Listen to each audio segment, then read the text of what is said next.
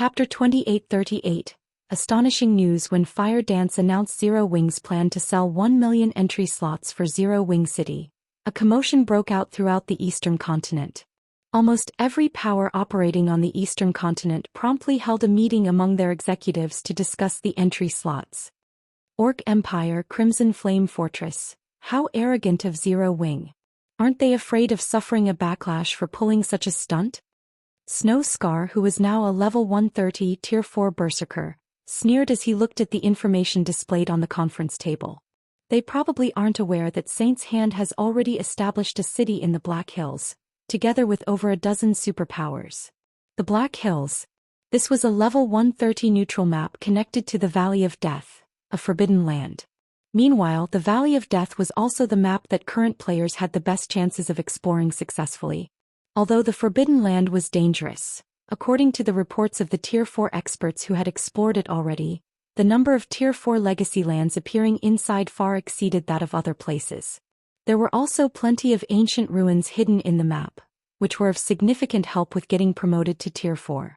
In fact, even Tier 4 players could reap a lot of benefits from these ancient ruins.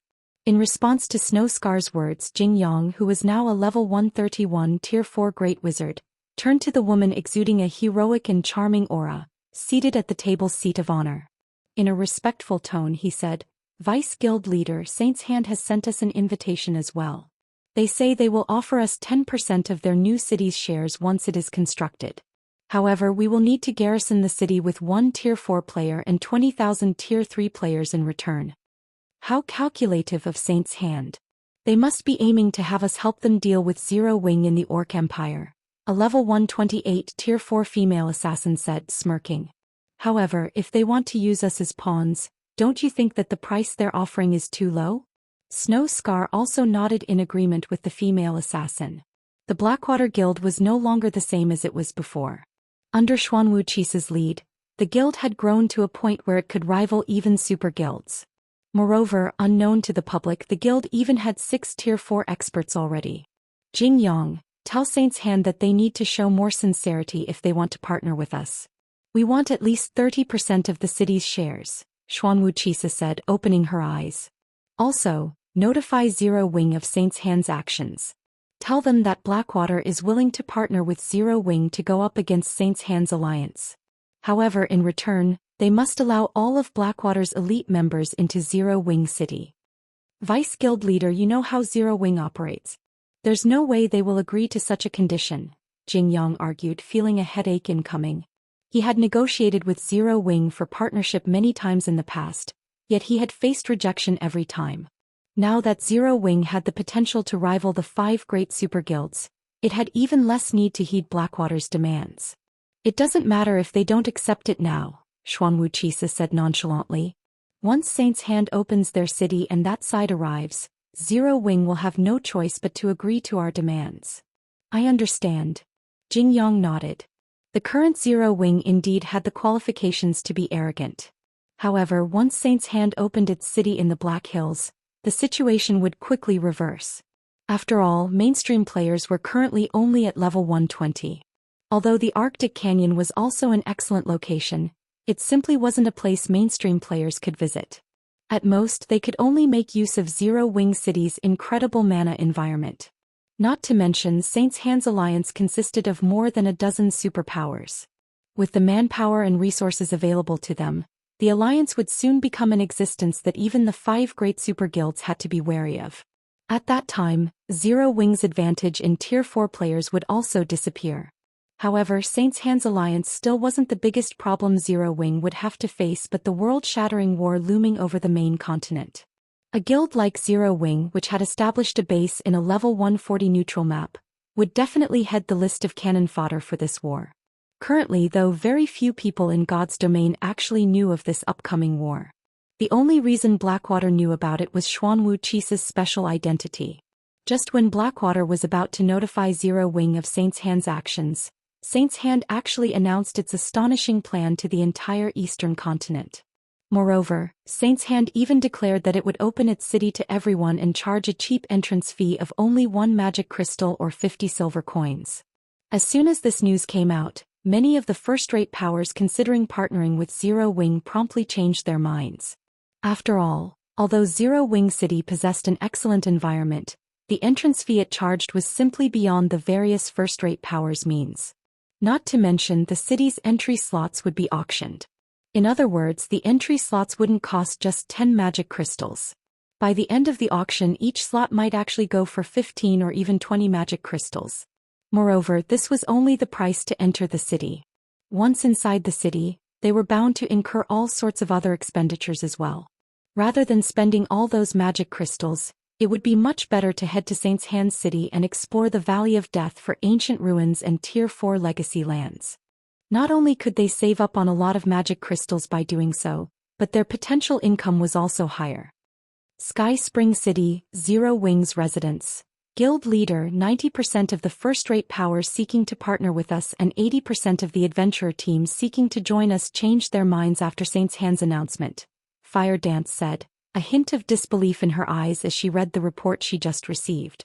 There won't be any competition for the entry slots. In fact, the 1 million slots we're offering exceed the remaining guild's demand. It doesn't matter. Let Xianxian do whatever it wants. Our plan will remain the same. We will still sell 1 million entry slots during the auction, Shifeng said, chuckling as he looked at the statistical report. When the time comes, just sell as many slots as possible. To begin with, we're not doing this to earn magic crystals. We're just trying to keep Zero Wing City operational. You might be right, but if we have enough magic crystals we could construct another mobile fortress, right? Fire Dance said regretfully. The magic crystals Zero Wing earned from its members visiting Zero Wing City were already more than enough to keep the city functioning normally. The only problems remaining were the recruitment and maintenance of the city's NPC soldiers. However, resolving these issues wasn't a big deal for the present Zero Wing.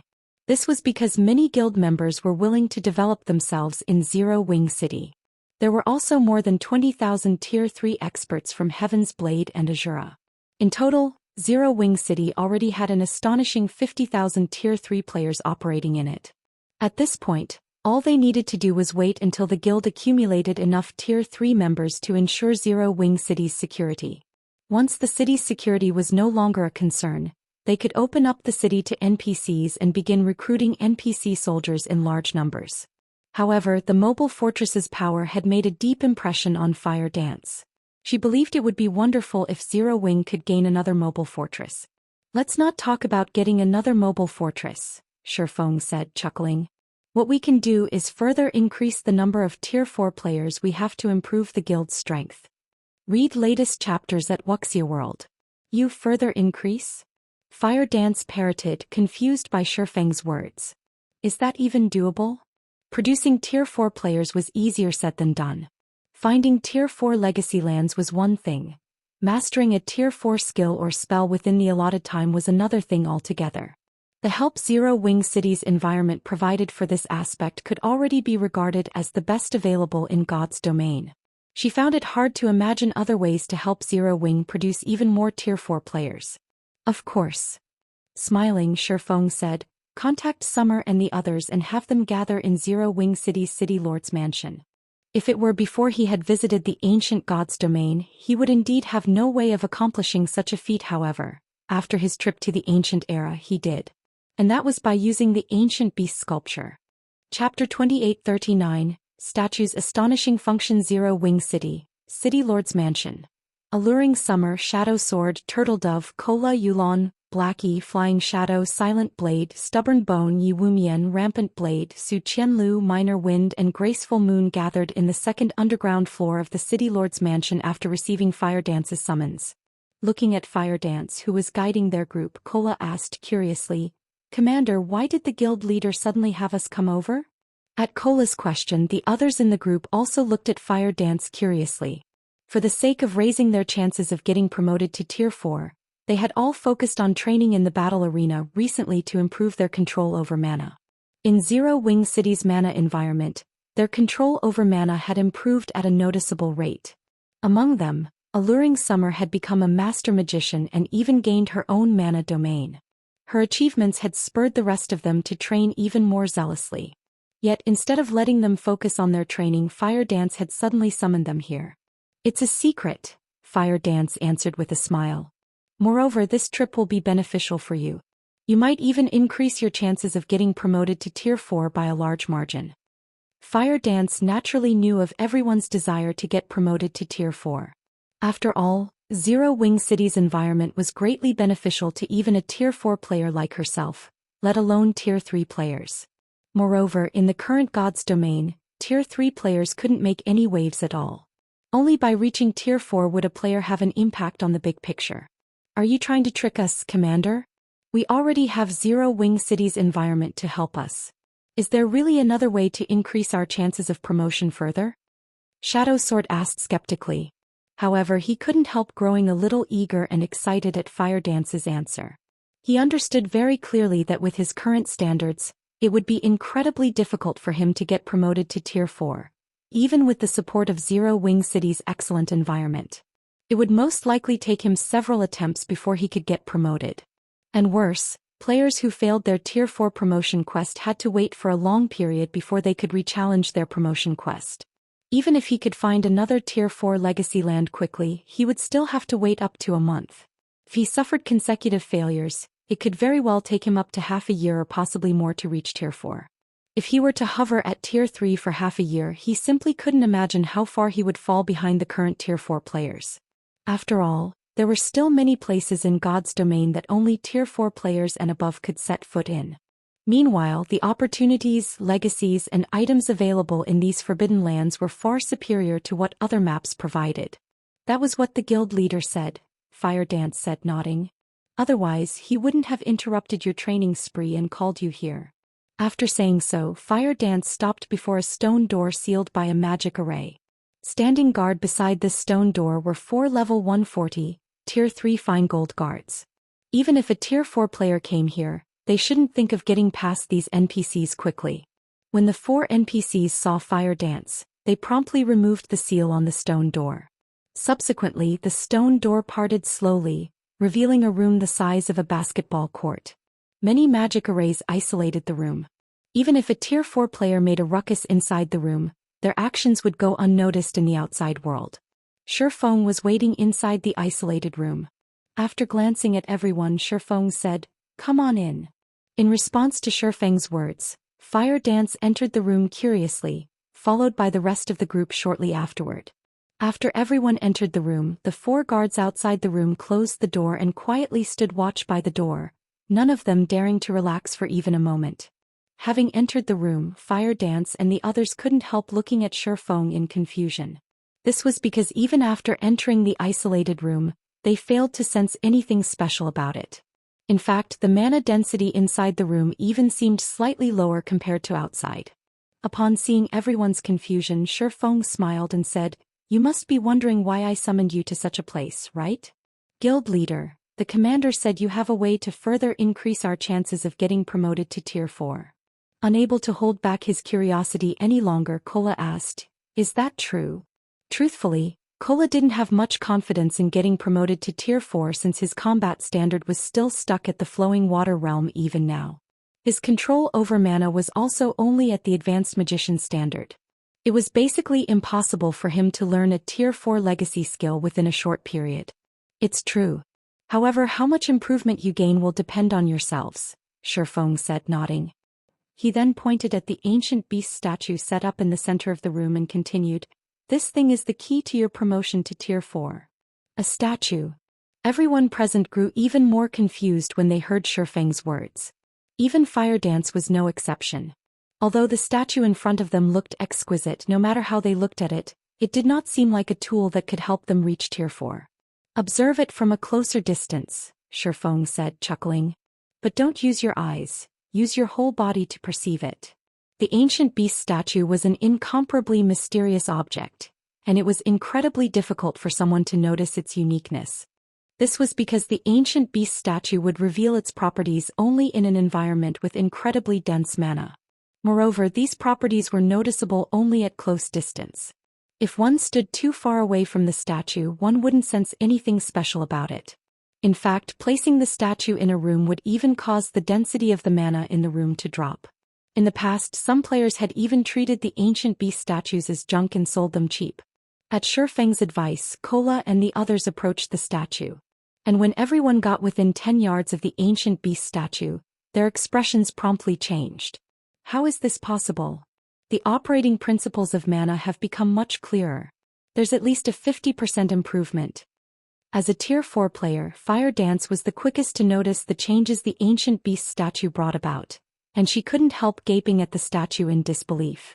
Assuming that she could view the operating principles of mana at only 10% clarity under normal circumstances, then in Zero Wing City's environment, she could view the operating principles at 20% clarity. However, standing beside the ancient beast statue, she could view the operating principles at 30% clarity. Kola and the others did not achieve as good a result as Fire Dance since they were still at Tier 3. However, they still managed to achieve a clarity of at least 20%. At this time, their perception of the operating principles of mana was superior to the average Tier 4 players. Now, they were basically viewing the world around them from a higher perspective than even Tier 4 players. As Tier 3 players, the benefits they could gain from such an experience were immeasurable. If this situation leaked to the public, the various powers of God's domain would most likely go crazy. Fire Dance finally understood why Shifeng had instructed her to be extremely careful when coming to this place and even limiting the people she could invite to only the guild's core executives. The next moment, the isolated room fell indescribably quiet. This was because Kola, Alluring Summer and everyone else had wholeheartedly thrown themselves into their enhanced perception with no intention of exiting this immersion. Shifeng did not find this situation surprising either. After obtaining world authority, his perception of the operating principles of mana had reached an incredibly high level. Within the ancient beast statue's vicinity, he could even achieve a 40% clarity. Back when he was controlling Ferbero, a half-step demon king, he had only managed to achieve a 50% clarity, yet he already had a feeling of invincibility. Of course, this was only a misconception arising from suddenly obtaining so much power. Even so, the brief experience of viewing the world through Ferbero's senses had provided him with immense help in developing his mana body and improving his control over mana. Although he didn't get the same feeling when standing next to the ancient beast statue, he was relatively close to that feeling already. And while subject to this sensation, even he couldn't help wishing he could disregard all his duties and focus solely on researching the operating principles of mana. So what more Kola and the others? Shortly after Fire Dance immersed herself in her enhanced perception, the mana around her body began rampaging. It was evident that she was trying to break through her mana body's 100% threshold. Shifeng was slightly surprised to see this. He then took out a colorful crystal from his bag and handed it to Fire Dance, saying, "Don't rush to break through yet. Do it after you finish learning the legacy inside this thing." In response to Shifeng's words, Fire Dance halted her attempt to break through and accepted the memory crystal. However, after checking the memory crystal, she was stunned. She never thought that Shifeng would actually possess such a precious legacy. Moreover, the legacy recorded in the memory crystal even contained information on how to reconstruct one's mana body. For Tier 4 players like herself, this information was priceless. "Guild leader, this is a Sword Saint's legacy. Giving it to me would be wasteful," Fire Dance said hesitantly. She was no fool. Anyone who had gotten promoted to Tier 4 would know what was most important to a Tier 4 player: achieving a breakthrough in one's mana body and reconstructing it. This was the basis of getting promoted to Tier 5. However, Shifeng simply chuckled and said, "Relax. This is a complete legacy crystal. It can be used up to 9 times. Every person will get the best result from the crystal only on their first use. Using it more than once would be a waste. Now that you are one of Zero Wing's key combatants, it will be of great help to the guild if you can further improve yourself." Teresa had given him a complete Tier 5 legacy crystal that could be used 9 times. And although it was a Sword Saint's legacy, as the swordsman and assassin classes were both physical classes, an assassin could still gain significant help from the legacy. Read latest chapters at Wuxia World.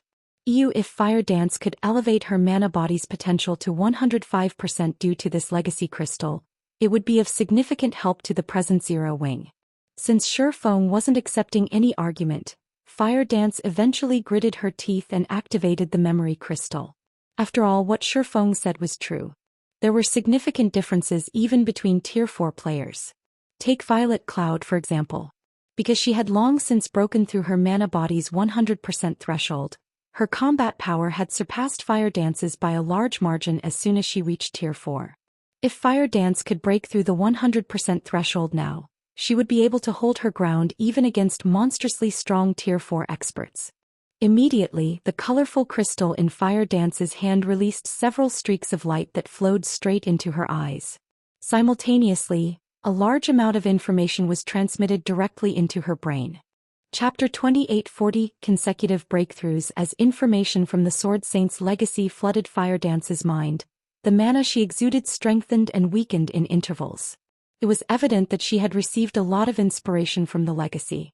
Both her control over mana and understanding of mana rose at a visible rate. Seeing this development, Shifeng couldn't help growing envious. Truthfully, he had constantly been thinking of using the Sword Saint's legacy himself ever since he received it.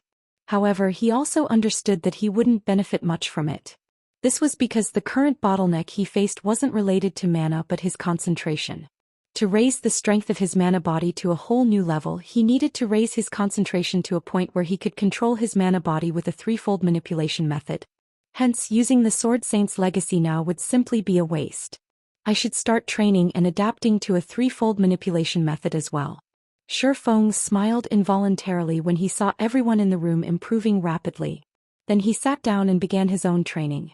Back when he was in the Ancient Gods domain, his concentration standard had only been at the Tier 4 intermediate standard. Among Tier 4 existences, that wasn't anything to brag about. However, merging with the Tier 4 Hellfire had thoroughly tempered his concentration. He now estimated that his concentration was at the Tier 4 peak standard already. He should be only one step away from reaching the Tier 5 standard and achieving world creation. Of course, just elevating his concentration standard to Tier 5 wouldn't be enough to achieve world creation. He would still need to become a Grandmaster Magician first. This was also the main reason many players and NPCs couldn't achieve world creation even after reaching Tier 5. After all, becoming a Grandmaster Magician was incredibly challenging.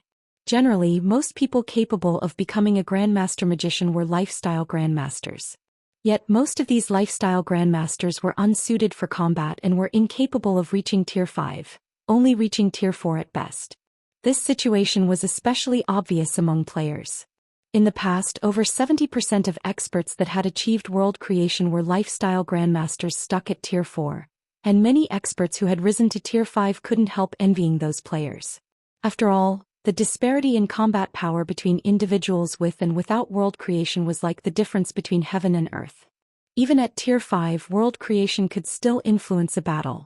Following which, time passed swiftly. In the blink of an eye, half a day had gone by already. Amid Shifeng's repeated attempts at executing a threefold manipulation method, the mana Fire Dance exuded suddenly skyrocketed in intensity. Her rapid transformation even kicked up a mana storm, the phenomenon startling everyone in the room. What's going on with Bis's fire?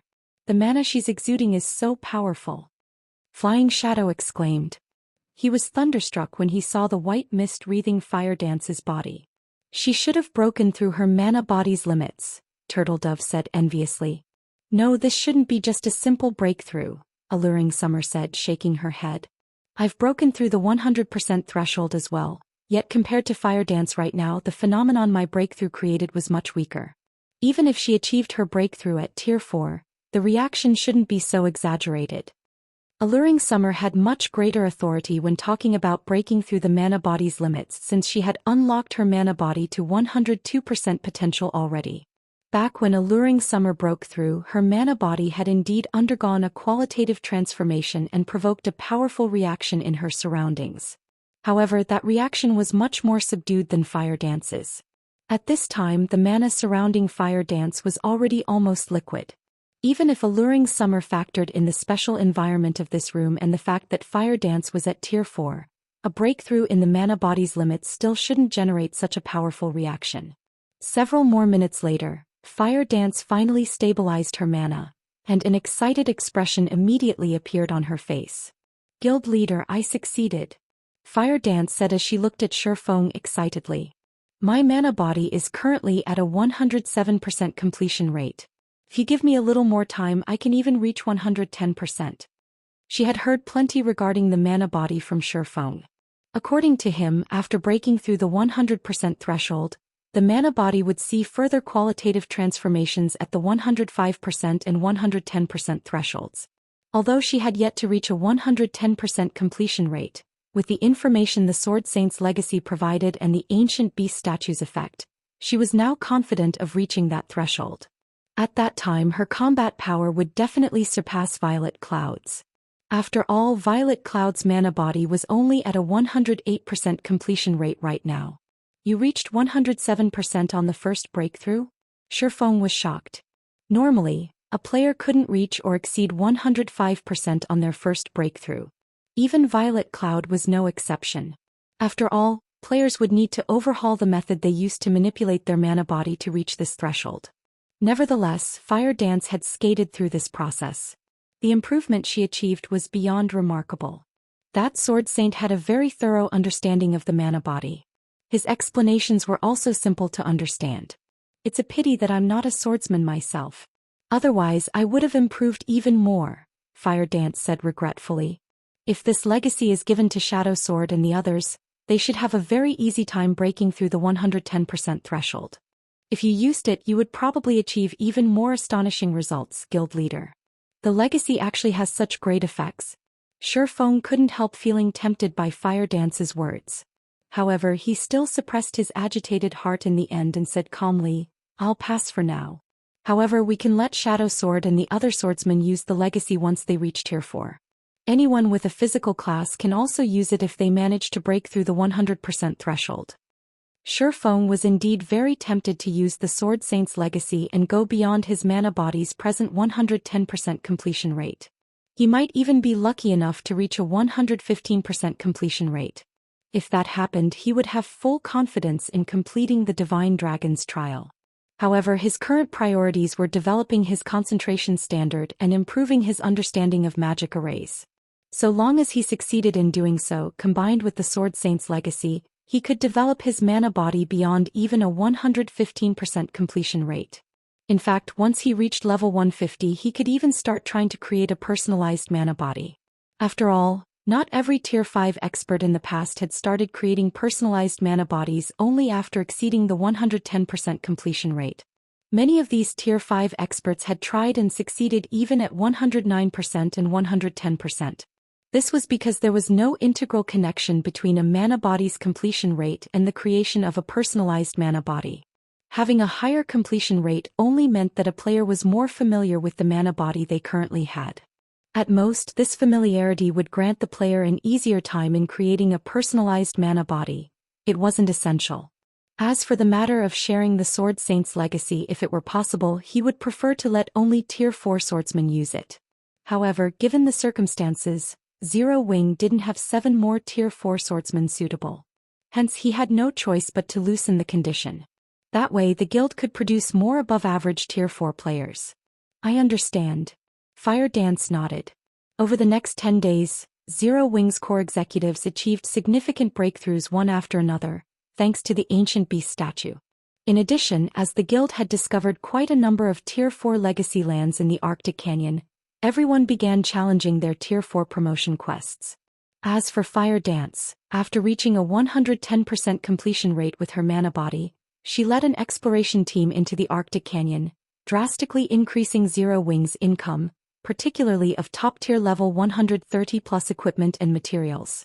The amount of equipment and materials Zero Wing was currently raking in surpassed even that of ordinary superpowers. Among the harvests Zero Wing made, the most notable one was 7 Luminaries crystals. Because the Arctic Canyon's team dungeons dropped small quantities of 7 Luminaries crystals, Zero Wing earned over 600 units of 7 Luminaries crystal in just 10 short days. Even Shifeng was astonished by this harvest. He never thought that the Arctic Canyon would be so rich in resources. Fire Dance's team was responsible for more than half of the 7 Luminaries crystals earned. At this time he could already foresee that once Zero Wing gained more and more tier 4 players, the guild's income of 7 Luminaries crystals would reach staggering levels. Meanwhile, Shifeng had been relatively free compared to Fire Dance and the others these past 10 days. He was also only half a step away from successfully implementing the threefold manipulation method on his mana body. However, during this time huge events had also taken place in God's domain one after another. Firstly, there was the appearance of Saint Heart City. Secondly, the various superpowers had received news that Lu Xinglua had his qualifications as the Starline Corporation's heir stripped due to his numerous failures, and that his game account had gotten crippled. This unexpected development placed heavy pressure on the heirs of the major corporations leading the various superpowers. Thirdly, the first batch of players belonging to Zero Wing's allies had entered Zero Wing City. When these 20,000 players entered the city, Zero Wing's allies instantly understood Zero Wing City's value. For a time, Zero Wing City's entry slots enjoyed even greater popularity. However, the best piece of news for Zero Wing was Gentle Snow, Aqua Rose, Zhao Yueru Yan Tianqing and Eluofei's successful promotion to Tier 4. Their success had instantly boosted Zero Wing's overall combat power by a large margin, and exploring the Arctic Canyon became a lot easier. Zero Wing City, Candlelight Trading Firm, Special Forging Room. Sure enough, breaching the Grandmaster Magician threshold isn't an easy task. A pale-faced Shi Feng smiled bitterly as he looked at the Tier 3 mana set equipment he had just produced. After several days of research, he concluded that only 2 methods would let him achieve threefold manipulation: developing his concentration to the Tier 5 standard and becoming a Grandmaster Magician. For the time being, developing his concentration to the Tier 5 standard was nigh impossible since it required fortuitous encounters and undergoing tempering. This left him with raising his magician rank. Producing Tier 3 mana set equipment was one of the ways that could help him do so because the most difficult aspect of producing the set was engraving its magic array. Although the system deemed the set's magic array as only a master magic array, it rivaled even Grandmaster magic arrays in complexity. If he could successfully engrave the entire magic array in one go, he wouldn't be far off from becoming a Grandmaster Magician. Unfortunately, even after working for several days consecutively and producing more than 200 sets of Tier 3 mana set equipment, he still couldn't engrave the set's magic array in one go. He felt as if an invisible barrier was preventing him from advancing. Meanwhile, Shi Feng also happened to reach level 150, the threshold where he could get promoted to Tier 5. Guild Leader, you previously asked the Boulder Corporation to look into Phoenix Rain's little sister, right? At this time, Liang Jing suddenly contacted Shi Feng. They just sent back news that Phoenix Rain's little sister should be staying in Haitian City's upper zone. Read latest chapters at Wuxia World. Alright, got it. Nodding, Shi Feng promptly chose to log out of God's domain and decided to pay Haitian City's upper zone. Apart from checking up on Phoenix Rain's little sister, he could also use this opportunity to broaden his business circle to Haitian City's upper zone. Every upper zone had its own contribution competition. Since the various corporations were placing such heavy importance on this season's competition, it would be a huge waste not to take advantage of it and make a killing. After all, Zero Wing was already a massive organization that had many mouths to feed. A large number of newcomers with great potential had even joined the guild's headquarters recently. There were also the resources needed to nurture Zero Wing's executives. With all the guild's resource requirements, simply relying on the 5 states corporation would be far from enough. Chapter 2841, Mental Strength Training House, Haitian City, Upper Zone. A luxury hovercar slowly landed in front of the upper zone's entrance. A man and a woman then got out of the car, their appearance instantly attracting the hundreds of teenage boys and girls waiting by the entrance.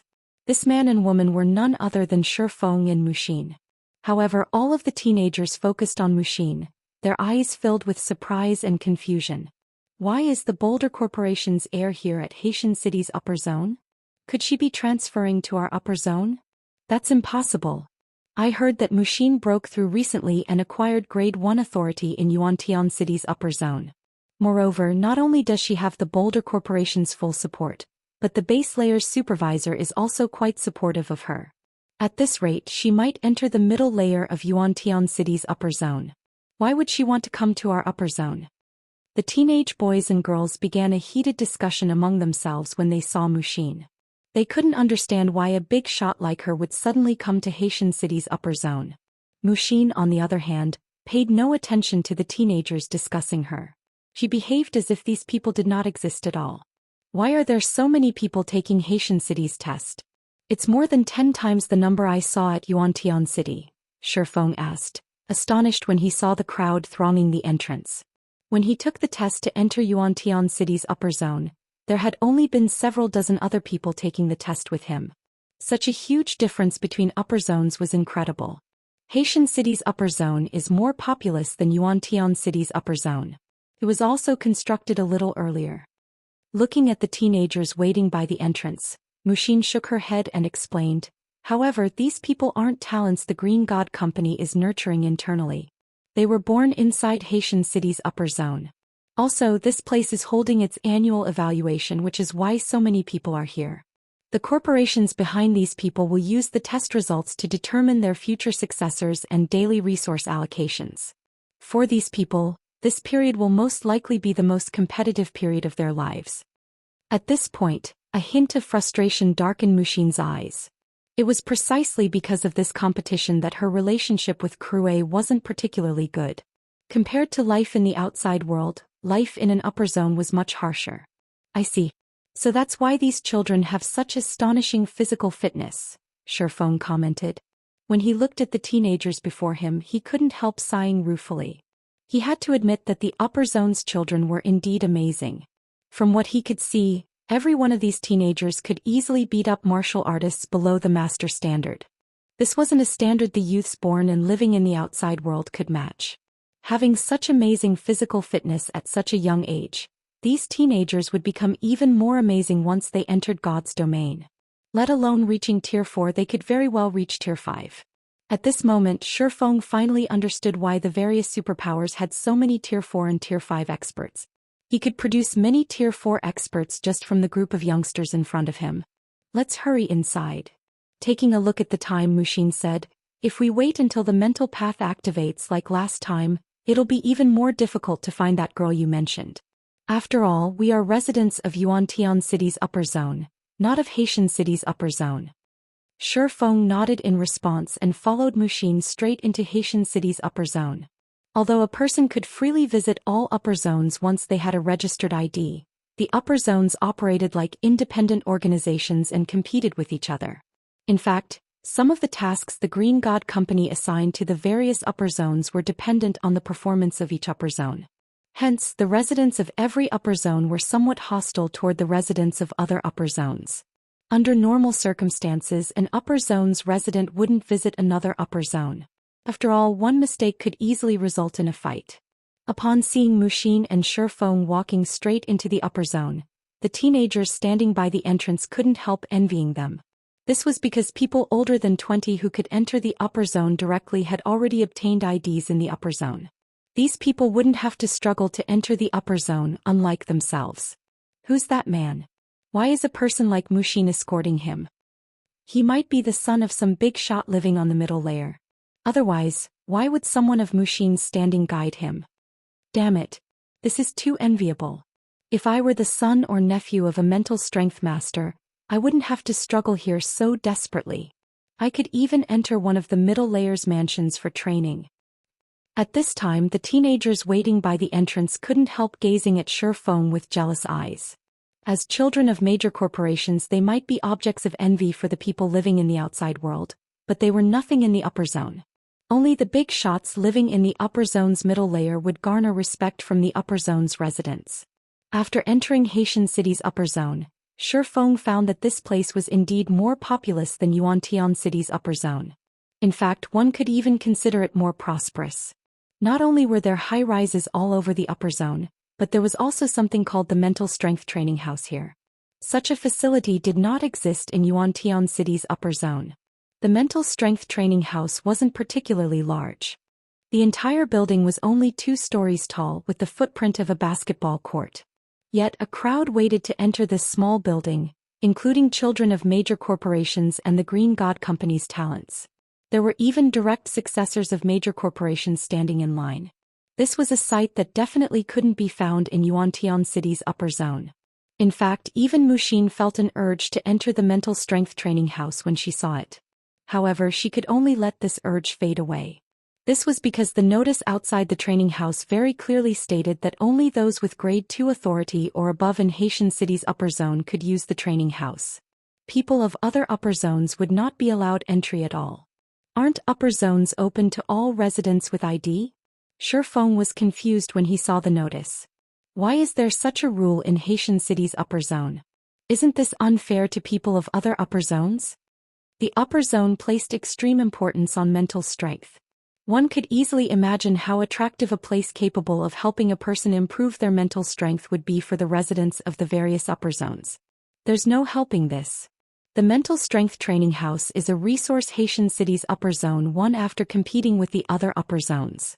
Hence, the Green God Company gave the residents of Haitian City's upper zone exclusive use of it.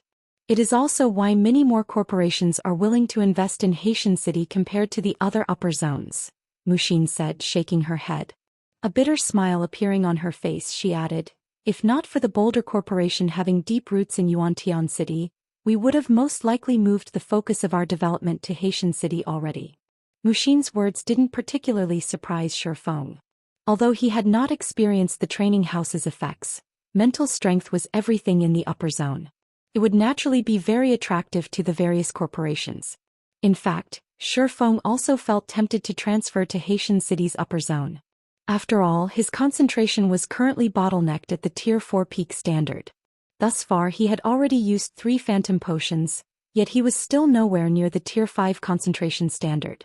While Shifeng and Mushin were conversing, an argument suddenly broke out in front of the training house. Lu Tiandi, I've already said my adventurer team will never join you. A fair-skinned girl sporting a double ponytail and wearing light blue sportswear glared at a handsome and dapper young man in his early 20s, her eyes blazing with indescribable rage. However, the young man in question paid no heed to the girl's anger at all.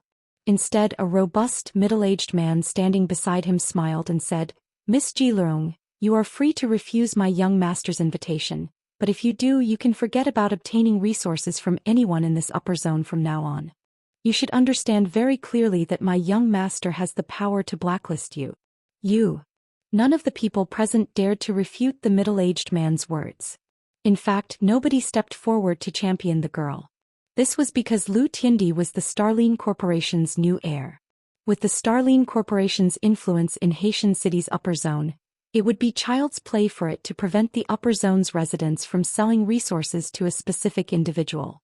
Looking at the girl named Jilurong, the middle-aged man chuckled and said, Miss Ji, I advise you to listen obediently to my young master's words and have your entire adventurer team join us.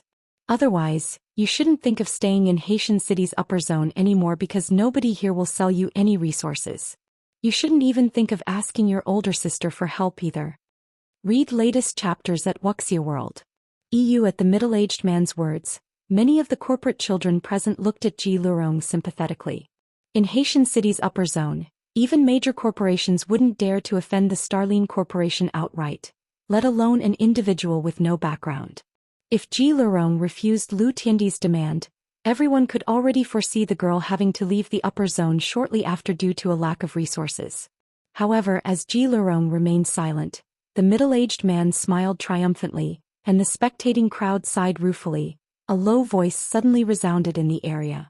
Is that so? What if I want to sell resources to this young lady? Chapter 2842, Silent Upper Zone. A deathly silence suddenly fell over the area as everyone turned toward the voice's origin. What entered everyone's sight was an ordinary-looking young man clad in dark gray casual wear. Besides his ordinary appearance, the young man also felt no different from an ordinary passerby. This person was none other than Shifeng. Although he had grown a lot taller as his physical fitness improved, he still couldn't change his plain appearance. Who is that guy? Isn't he a little too courageous? That guy is dead for sure. Even the successors of the other major corporations here wouldn't dare blatantly refute Lu Tiandi's words. Could this guy be a newcomer to the upper zone? The gathered people were astonished as they looked at Shifeng. They never imagined that such an ignorant person could exist in Haitian City's upper zone. If it were the Starline Corporation of the past, there would still be many people who would dare go against it. They definitely wouldn't let Lu Tiandi, who was merely the corporation's heir, act so arrogantly. Even Lu Xingluo, the corporation's previous heir, hadn't dared behave like Lu Tiandi was behaving now. However, Lu Tiandi's background was different from Lu Xingluo's. Lu Tiandi had caught the eye of one of the middle layer's big shots at a young age and had been secretly nurtured by this big shot since then. Only after Lu Tiandi had replaced Lu Xingluo as the Starline Corporation's new successor had this matter gotten exposed. Due to this revelation, the Starline Corporation's status in Haitian City's upper zone had instantly skyrocketed. Now even the other major corporations operating in the base layer had no choice but to tuck their tails in front of the Starline Corporation. Otherwise, Yique, Lu Tiandi's butler, wouldn't have dared to be so arrogant, openly making such a bold statement in public. Ji Lerong, who had been standing silently in front of the training house all this time, couldn't help turning to Shi Feng in surprise and confusion. She never thought that someone would be willing to stand up for her. At the same time though, she couldn't help worrying for Shi Feng. This was because she was well aware of Lu Tiandi's extraordinary identity. He was destined to live in the middle layer, and even the Green God Company would have to show him a certain degree of respect. "Kid, it seems you're quite courageous, huh? Do you not know who my young master is?" Yique asked as he looked at Shi Feng coldly. "Or do you intend to make an enemy of the Starline Corporation?" Yique had just stated that so long as Lu Tiandi gave the word, nobody in Haitian City's upper zone would dare trade resources with Ji Lerong. Yet, no sooner had he made this declaration than Shi Feng announced his intention to trade with Ji Lerong. Shi Feng had basically slapped the Starline Corporation's face. Upon hearing Yique's words, many people present frowned at Shi Feng worriedly. Everyone could tell that Yique was up to no good. The middle-aged man was escalating a trivial matter into a problem that concerned the reputation of the entire Starline Corporation. If Shi Feng dared to say anything more now, the consequences were unimaginable. He might even face a similar end as Ji Lerong's and get kicked out of the upper zone eventually. After all, it was incredibly difficult to live in the upper zone without resources. When Ji Lerong heard Yique's words, she gritted her teeth and resolved to stop Shi Feng from championing her. However, just as she was about to take action, a lithe figure suddenly appeared before her. "Little girl, you don't need to worry about him," Mushin said. Looking at Ji Lerong's worried expression, Mushin smiled and continued, "Even the Starline Corporation wouldn't dare do anything against him." Shi Feng not only possessed Grade 1 authority in the upper zone but was also a neutralizing grandmaster. Let alone the measly heir of the Starline Corporation, even if the Starline Corporation's current owner were here, he wouldn't be able to do anything against Shi Feng. Looking at Mushin's dazzling beauty, Ji Lerong could tell that Mushin had an extraordinary background, which should mean that Shi Feng did as well. However, she still couldn't help worrying. But, before Ji Lerong could say anything more however, a low voice resounded throughout the area once more. "So what if I am?" These 5 simple words instantly created a commotion among the spectating crowd. Is he crazy? He's actually openly making an enemy of the Starline Corporation? Does he not know what death is? If it were the Starline Corporation of the past, even the upper zone's ordinary corporate children wouldn't fear offending it. After all, they were all residents of the upper zone's base layer. Why should they be afraid of each other? However, the situation was different now that the Starline Corporation had the backing of a middle layer big shot. That big shot could just make some random excuse and have them removed from the upper zone temporarily.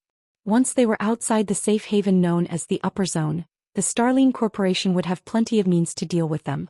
Upon hearing Shi Feng's response, Yique was momentarily dumbfounded as well. After snapping out of his daze, he bellowed, "Punk! Seems you really are itching for a beating. In that case, I'll help you loosen those bones of yours." Although the Green God Company prohibited fighting in the upper zone, the company would turn a blind eye to small conflicts in private settings. So long as one did not go too far, the Green God Company wouldn't look too deeply into the matter.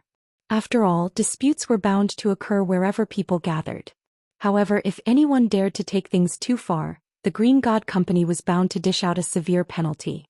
In fact, many corporations and forces had gotten banished from the upper zone and suffered an early demise because they had crossed this line. Hence, nobody would dare to openly defy the Green God Company's rules. The next moment, Yique stomped his right foot on the ground, and his body shot forward like a cannonball. The impact of his feet shook the ground slightly and even left a deep footprint behind on the cement. As his body shot forward, Yique punched, perfectly integrating his fist's speed with the speed of his moving body. His fist generated explosive noises due to this perfect combination as it collided with the air. Evidently, his punch had already exceeded the speed of sound. A sonic boom. He's a Xinyuan grandmaster. When everyone heard the explosive noises, they stared at Yique in shock. The upper zone's environment allowed one to develop one's physical fitness rapidly. In fact, even developing one's physical fitness to the standard of a Xinyuan master or a half-step Xinyuan grandmaster wouldn't be a problem. However, those who could actually overcome the final hurdle and become a Xinyuan grandmaster were incredibly rare. Even in the upper zone, such people were considered top-tier experts and treated as VIPs by major corporations. These corporations would even be willing to grant a Xinyuan grandmaster the position of elder to rope in such individuals. This was because every Xinyuan grandmaster was no different from a humanoid beast. Hence, everyone couldn't believe that Ique was serving as a mere butler of a corporation's successor, despite being a Xinyuan grandmaster. Let alone the spectators. Even Muxin was astonished by this situation. Only two people weren't surprised by this situation: Lu Tiandi and Ji Lurong. It's over. Ji Lurong reflexively shut her eyes at this sight. She had found out that Ique was a Xinyuan grandmaster only because Ique himself had revealed his strength to her during one of their previous meetings. Hence, she knew that Ique wasn't just an ordinary butler but was also a terrifying bodyguard. If Shi Feng got struck by Ique's punch, he would be fortunate to leave with only a few broken bones. It wouldn't be strange if he ended up hospitalized for half a month. Boom. The next moment, as if a grenade had exploded, the sound of an explosion echoed throughout the area. Even those standing over a dozen meters away felt the intense impact. Almost everyone present shut their eyes subconsciously. After all, they could easily imagine the outcome that awaited those struck by a Xinyuan grandmaster. If a Xinyuan grandmaster managed to land a square blow, they could kill a bull with one hit. Even a neutralizing grandmaster would end up with broken bones if they got struck by a Xinyuan grandmaster. Meanwhile, the sound of an impact meant that Ique's punch landed on Shi Feng. Read latest chapters at Wuxia World. However, when everyone opened their eyes again, they were dumbfounded. How is this possible? At this time, not only was Shi Feng completely intact, but he had actually caught Ique's iron fist with just one hand. Ique himself was surprised by this situation. He never thought that his punch would meet with such a result. You've made your move. Holding on to Ique's fist, Shi Feng looked at the middle-aged man and asked calmly, "Is it my turn now?" Chapter 2843. Shocking the upper zone. Shi Feng's words seemed to stimulate Ique, the latter's face immediately turning ashen. Ique was indeed surprised that Shi Feng had blocked his punch, but that was merely because he had not expected that Shi Feng would actually be a neutralizing grandmaster. Moreover, although his previous punch seemed fierce and domineering, he had actually used only about half of his strength. After all, he would be in big trouble if he created too much of a scene. At that time, even Lu Tiandi wouldn't be able to protect him. However, Ique never thought that Shi Feng would take advantage of this fact and turn him into a laughingstock in the eyes of the crowd. He was a dignified Xinyuan grandmaster. Even the owners of international corporations would have to be polite to him and treat him as a VIP when meeting him. As for neutralizing grandmasters, they could only cower in fear in front of him. He had never once suffered such humiliation before. "You bastard!" Ique took a step forward and punched with his other hand. Half-step collapsing punch. This time Ique did not hold back at all. The only thing on his mind was to make Shi Feng regret his words. Shi Feng responded to this second attack in a similar manner, extending his other hand to catch the punch. He didn't seem to have noticed that Ique's present punch was different from the one before. Upon seeing this, Ique sneered. A punch carrying 50% of his strength indeed wouldn't pose a threat to a neutralizing grandmaster. A neutralizing grandmaster could easily block the attack by relying on technique. However, it was a different story for a punch carrying his full strength. A neutralizing grandmaster who tried blocking such an attack would definitely end up with broken bones. Yet Shi Feng was ignorantly trying to receive his punch using the exact same method. Boom. A loud explosion rang out as Ique's fist collided with Shi Feng's palm. The shockwave generated by the impact this time was much stronger than before. Nevertheless, Ique was still dumbfounded as he looked at Shi Feng. This was because the result of his second punch was exactly the same as his first. Shi Feng had still caught his fist without fail. Did I subconsciously hold back in fear of getting into trouble? Inevitably, such a thought occurred to Ique. After all, this was the only reasonable explanation he could think of for this situation. Otherwise, how could a neutralizing grandmaster possibly receive his full-powered punch? However, Shifeng did not give Yikuei any time to react at all. Immediately he pushed Yikuei's hands aside and executed a palm strike on the latter's chest. The palm strike was so fast that the attack had already connected with Yikuei's chest before he realized what was going on. However, even after noticing the attack, Yikuei paid no attention to it at all. As a Xinyuan grandmaster, he had long since developed an instinctual defensive mechanism. Whenever his body received an attack, his muscles would tighten, giving them a toughness resembling steel and neutralizing the attack's impact. If neutralizing grandmasters were proud of their techniques, then Xinyuan grandmasters were proud of their physical body's toughness. In simpler terms, a Xinyuan grandmaster was someone trained to take hits and dish out devastating blows. Even if a Xinyuan grandmaster managed to land only 1 out of 100 attacks on a neutralizing grandmaster, this one attack would end the fight instantly. Boom. Yikuei stood steadily even after receiving Shifeng's palm strike. He also looked at Shifeng in silent contempt. Nobody present found it surprising that Shifeng's attack had no effect on Yikuei either. This was because Xinyuan grandmasters were precisely this powerful. They were truly monsters in human skin, and trying to harm these monsters with the hands and feet of ordinary humans was an utter joke. This was also why the various major corporations in the upper zone would desperately try to recruit or befriend Xinyuan grandmasters. Kid, I admit that you're strong. However, you can't hurt me. Patting his clothes, Yikuei said disdainfully, "On the other hand, how long do you think your stamina can hold out against my attacks?" A neutralizing grandmaster's ability to exert complete control over their physical body was indeed extraordinary. However, when it came to stamina, a neutralizing grandmaster was far from comparable to a Xinyuan grandmaster. A Xinyuan grandmaster could fight 3 days and 3 nights without rest. In contrast, a neutralizing grandmaster would be fortunate to last even half a day. Hence, neutralizing grandmasters would frequently curse Xinyuan grandmasters as merely a bunch of simple-minded brutes with well-developed bodies. Spectating from the sidelines, Muxin grew worried when she saw this situation. She never thought that Lu Tiandi would have a Xinyuan grandmaster as his bodyguard. The Boulder Corporation had to pay a great price just to get a Xinyuan grandmaster to become one of its elders. Moreover, apart from the Boulder Corporation's master, everyone else in the corporation treated this Xinyuan grandmaster with awe and respect. Yet Lu Tiandi actually had such a powerful expert working as his henchman.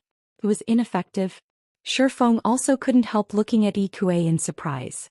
Ever since his concentration had reached the Tier 4 peak standard, his control over his body in the real world had improved by a significant margin. After factoring in his improved physical fitness, he now even dared to apply some of the techniques he used in God's domain in the world. This was also why Shifeng had provoked Yikuei. He was very curious to find out where his current limits lay.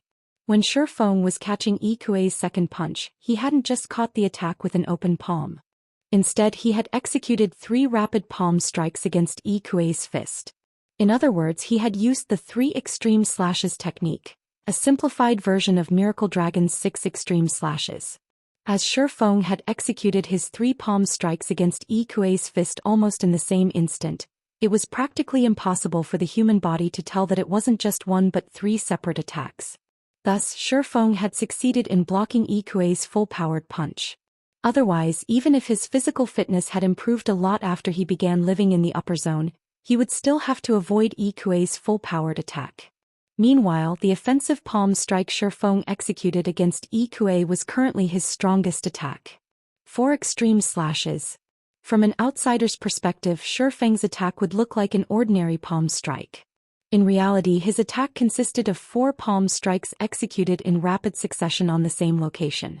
This attack placed a heavy burden on his mental strength, and he couldn't use it a second time even if he wanted to.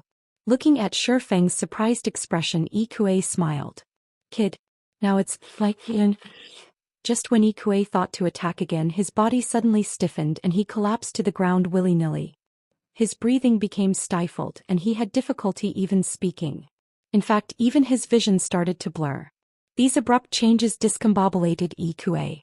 He couldn't understand what was happening at all. "What the hell did you do to me?" Struggling to lift his head, Yikuei gaped at Shifeng in confusion. He simply couldn't wrap his mind around how Shifeng had managed to injure him so severely with just a palm strike. Now he found even standing up from the ground difficult. The spectators were likewise surprised when they saw Yi Kuei collapse to the ground. He defeated a Xinyuan grandmaster in one strike? Who is this guy? At this time the onlookers eyed Shifeng as if he were a monster. They even began wondering whether the scene before them was staged. After all, who could possibly believe that a Xinyuan grandmaster would fall from just one palm strike? I think I know who he is. Some time ago, two people managed to pass Yuantian City's mental path together. One of these people was even someone the Boulder Corporation brought in using its reserve slots. According to the rumors, that person was Zero Wing's guild leader, Black Flame. Although this guy looks different from God's Domain's Black Flame, they should be the same person. Read latest chapters at Wuxia World. You what? He's the guy responsible for dragging down the Starling Corporation's Lu Xingluo? Among the crowd, some people who kept tabs on Yuantian City's upper zone recognized Shifeng. For a time, the street bubbled with commotion. Nobody had thought that Black Flame, the mythical sword emperor of God's domain, would actually appear in their upper zone. Moreover, the man had even defeated a Xinyuan grandmaster with a single palm strike. His strength was simply terrifying. So, he is the Black Flame Big Sis told me about. Ji Lurong gaped in shock as she looked at Shifeng. After all, Black Flame was currently rumored to be the strongest person in God's domain right now. He was in existence even the 5 great super guilds had to tiptoe around. Chapter 2844, God's Domain's Black Flame. So, that's why he dared to stand against Lu Tiandi. He's the one responsible for Lu Xingluo's removal. Lu Tiandi will probably have to tread cautiously around him. Amazing. As expected of Black Flame. I never thought that he would be the person who received Grade 1 authority in Yuantian City recently. This is interesting. Seems Lu Tiandi has met his match. Everybody present knew of Black Flame, but they did not know much about Black Flame's identity in the real world. After all, they had many things they needed to handle. How could they possibly have the time to look into the real-world identity of every famous expert in God's domain?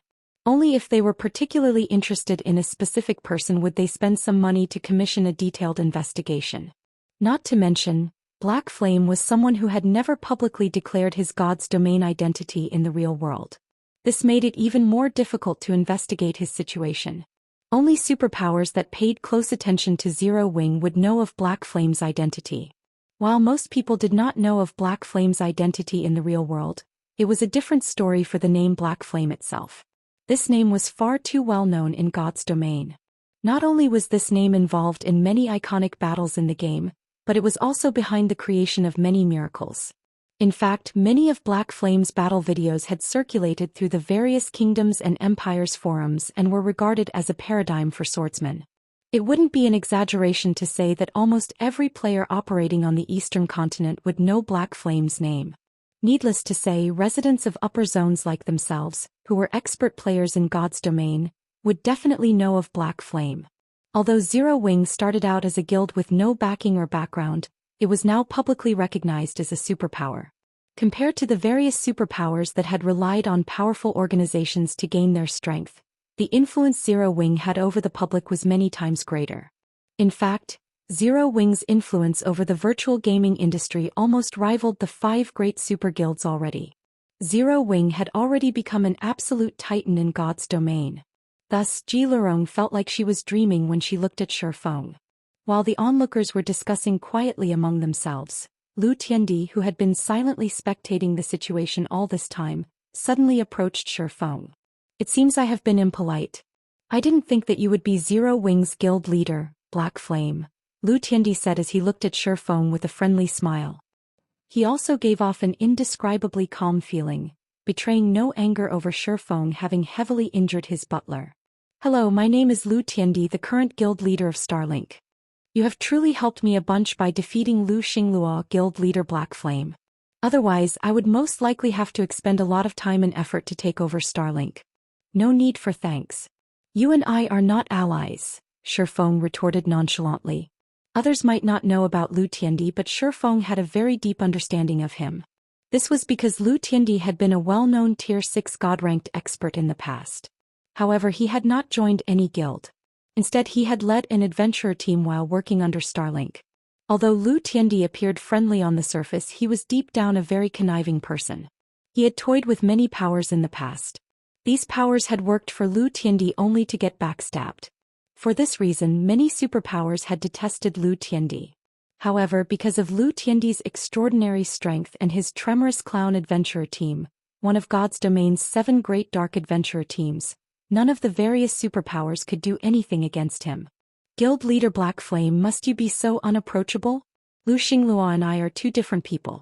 There are many people within the corporation who dislike Lu Xinglua for his overbearing and arrogant attitude as well. However, he is, after all, the patriarch's son. Even if others have an opinion regarding his behavior, nobody dares to say anything. Guild leader Black Flames dragging Lu Xinglua off his pedestal is an event worth celebrating for the Starline Corporation, Lu Tiandi said, chuckling. Since Miss G is your friend, Guild leader Black Flame, I will naturally stop trying to recruit her. Also, I have admired Zero Wing for a long time now. May I know if you are willing to form a partnership with me? To present Starlink's sincerity in this partnership and apologize for my rudeness to Miss G, I can sell a large batch of phantom potions to you and Miss G at cost on behalf of Starlink. May I know what you think of this, Guild leader Black Flame? At Lu Tiandi's words, everyone couldn't help envying Shi Feng. The phantom potion was something the various major corporations coveted. Let alone at cost, they would even be willing to buy the phantom potion at double or triple the original price. After all, the importance of improving one's mental strength trumped everything else in the upper zone. Ji Lurong was tempted by Lu Tiandi's offer. She currently held only grade 2 authority in Haitian City's upper zone. If she could acquire a few more phantom potions and improve her mental strength, she might reach grade 1 authority. At that time, she would have a much easier time operating in the upper zone. After all, only around 300 people held grade 1 authority in Haitian City's upper zone, and the Green God Company placed heavy importance on every one of them. At that time, even if a corporation in the upper zone wished to target her, they would face incredible difficulty. She also wouldn't be tight for resources, as the tasks offered to grade 1 authority holders would sometimes award phantom potions. Thank you for your goodwill, Guild leader Lu, but Zero Wing already has its own collaborators. Currently, Zero Wing has no plans to cooperate with more guilds, so there is nothing I can do about this, Shi Feng said, directly rejecting Lu Tiandi's offer. If there is nothing else, we will be taking our leave now. If that's the case, then it truly is a pity.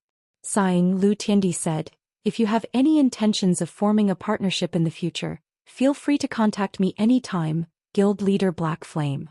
Shi Feng responded to these words with just a polite smile. He then turned around and left the training house together with Ji Lurong and Mushin. The spectating crowd also dispersed, leaving Lu Tiandi and Yi Kuei alone. After the crowd dispersed, Yi Kuei made a full recovery after consuming a life potion. Looking at Shi Feng's departing back, Yi Kuei said in a quiet voice, "Young master, Black Flame is simply too arrogant. You already extended such a sincere invitation to him, yet he actually refused to show you any respect. It's no wonder he managed to anger Lu Xinglua that much. Should I find an opportunity to teach that kid a lesson?" Yi Kuei was furious over Shi Feng's successful surprise attack on him. Had he been a little more careful earlier, he definitely wouldn't have suffered such a serious injury. Moreover, he had also noticed that Shi Feng looked a little pale after attacking him. Shi Feng had probably suffered a significant backlash from his own attack. If that were the case, landing a fatal blow on Shi Feng would have been entirely possible. I don't know why, but he seems to be extremely wary of me, although this is clearly our first meeting. It seems it'll be impossible to use him for our own purposes. If that's the case, let's teach him a small lesson. However, I'm afraid you alone won't be enough, Lu Tiandi said, shaking his head. That Shi Feng actually managed to execute Miracle Dragon's trademark move in the real world. Evidently, he has reached an incredibly high level in both his physical fitness and mental strength. It'll be tough for you to take care of him by yourself. I'll ask Brother Wang to accompany you. You'll have Mr. Wang come as well? Yi Kuei was momentarily surprised by Lu Tiandi's words. However, he quickly revealed an ecstatic expression and said, "If this is the case, that kid is dead." Read latest chapters at Wuxia World. The brother Wang Lu Tiandi mentioned was a Honglian grandmaster who was only half a step away from becoming a mental strength master. He was also Lu Tiandi's senior brother and a resident of the upper zone's middle layer. It would be child's play for such an expert to take action against someone living in the base layer. By the way, when you head back, notify the others in the team to take action against Ji Lurong's adventurer team immediately. Make sure to destroy them as quickly as possible, Lu Tiandi instructed calmly. Since I can't have Ji Lurong's adventurer team, there's no reason why I should let Shifeng have it. Rest assured, young master. We have long since been keeping track of those people. If not for your love of talent, they would have been doomed already, Ikue responded, smiling. Nodding, Lu Tiandi then entered the mental strength training house. Chapter 2845. Soon to break seal. Haitian City Upper Zone, Northern Mountain Villa Community. Shifeng couldn't help doubting his eyes as he stared at the 3-story mansion before him. You've been living in this place all this time? Shifeng asked as he looked at Ji Lurong strangely. The mansion before him not only looked luxurious but also occupied an area as large as 2 basketball courts. It was even larger than the Boulder Corporation's mansion in Yuantian City's upper zone, which had cost 30 million trade points to exchange. Meanwhile, Ji Lurong lacked both influence and authority in the upper zone. In fact, she was even living in the upper zone by herself. Apart from her family's corporation operating in the outside world, she did not possess any backers or background whatsoever. Hence, Shifeng found it truly hard to believe that she had managed to purchase such a large mansion. Even Muxin was a little surprised by this situation.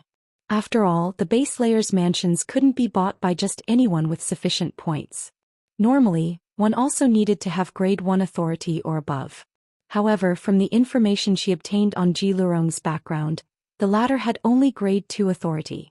This is the mansion my maternal grandfather left behind, Ji Lurong said, nodding. Because of my family's decline, we had no choice but to live in the outside world. However, because my mental strength showed promise, my family decided to make use of the reserve slot my maternal grandfather left behind and let me live in the upper zone. Realization immediately dawned upon Shifeng at Ji Lurong's explanation. This also explained why Phoenix Rain had been living in the outside world despite her family having such a large mansion in the upper zone. The upper zone had existed for a long time already. During this period, there had indeed been many families that had fallen into obscurity and were forced to leave the upper zone. After all, the strong preyed upon the weak in the upper zone. Without a reserve slot or sufficient talent in the mental strength department, one would not qualify for residency in the upper zone at all. Through this revelation, Shifeng also realized that the Ji family was indeed extraordinary. Although it was in decline now, the fact that it had managed to acquire such an extravagant mansion in the upper zone proved that it had once been a powerful force there.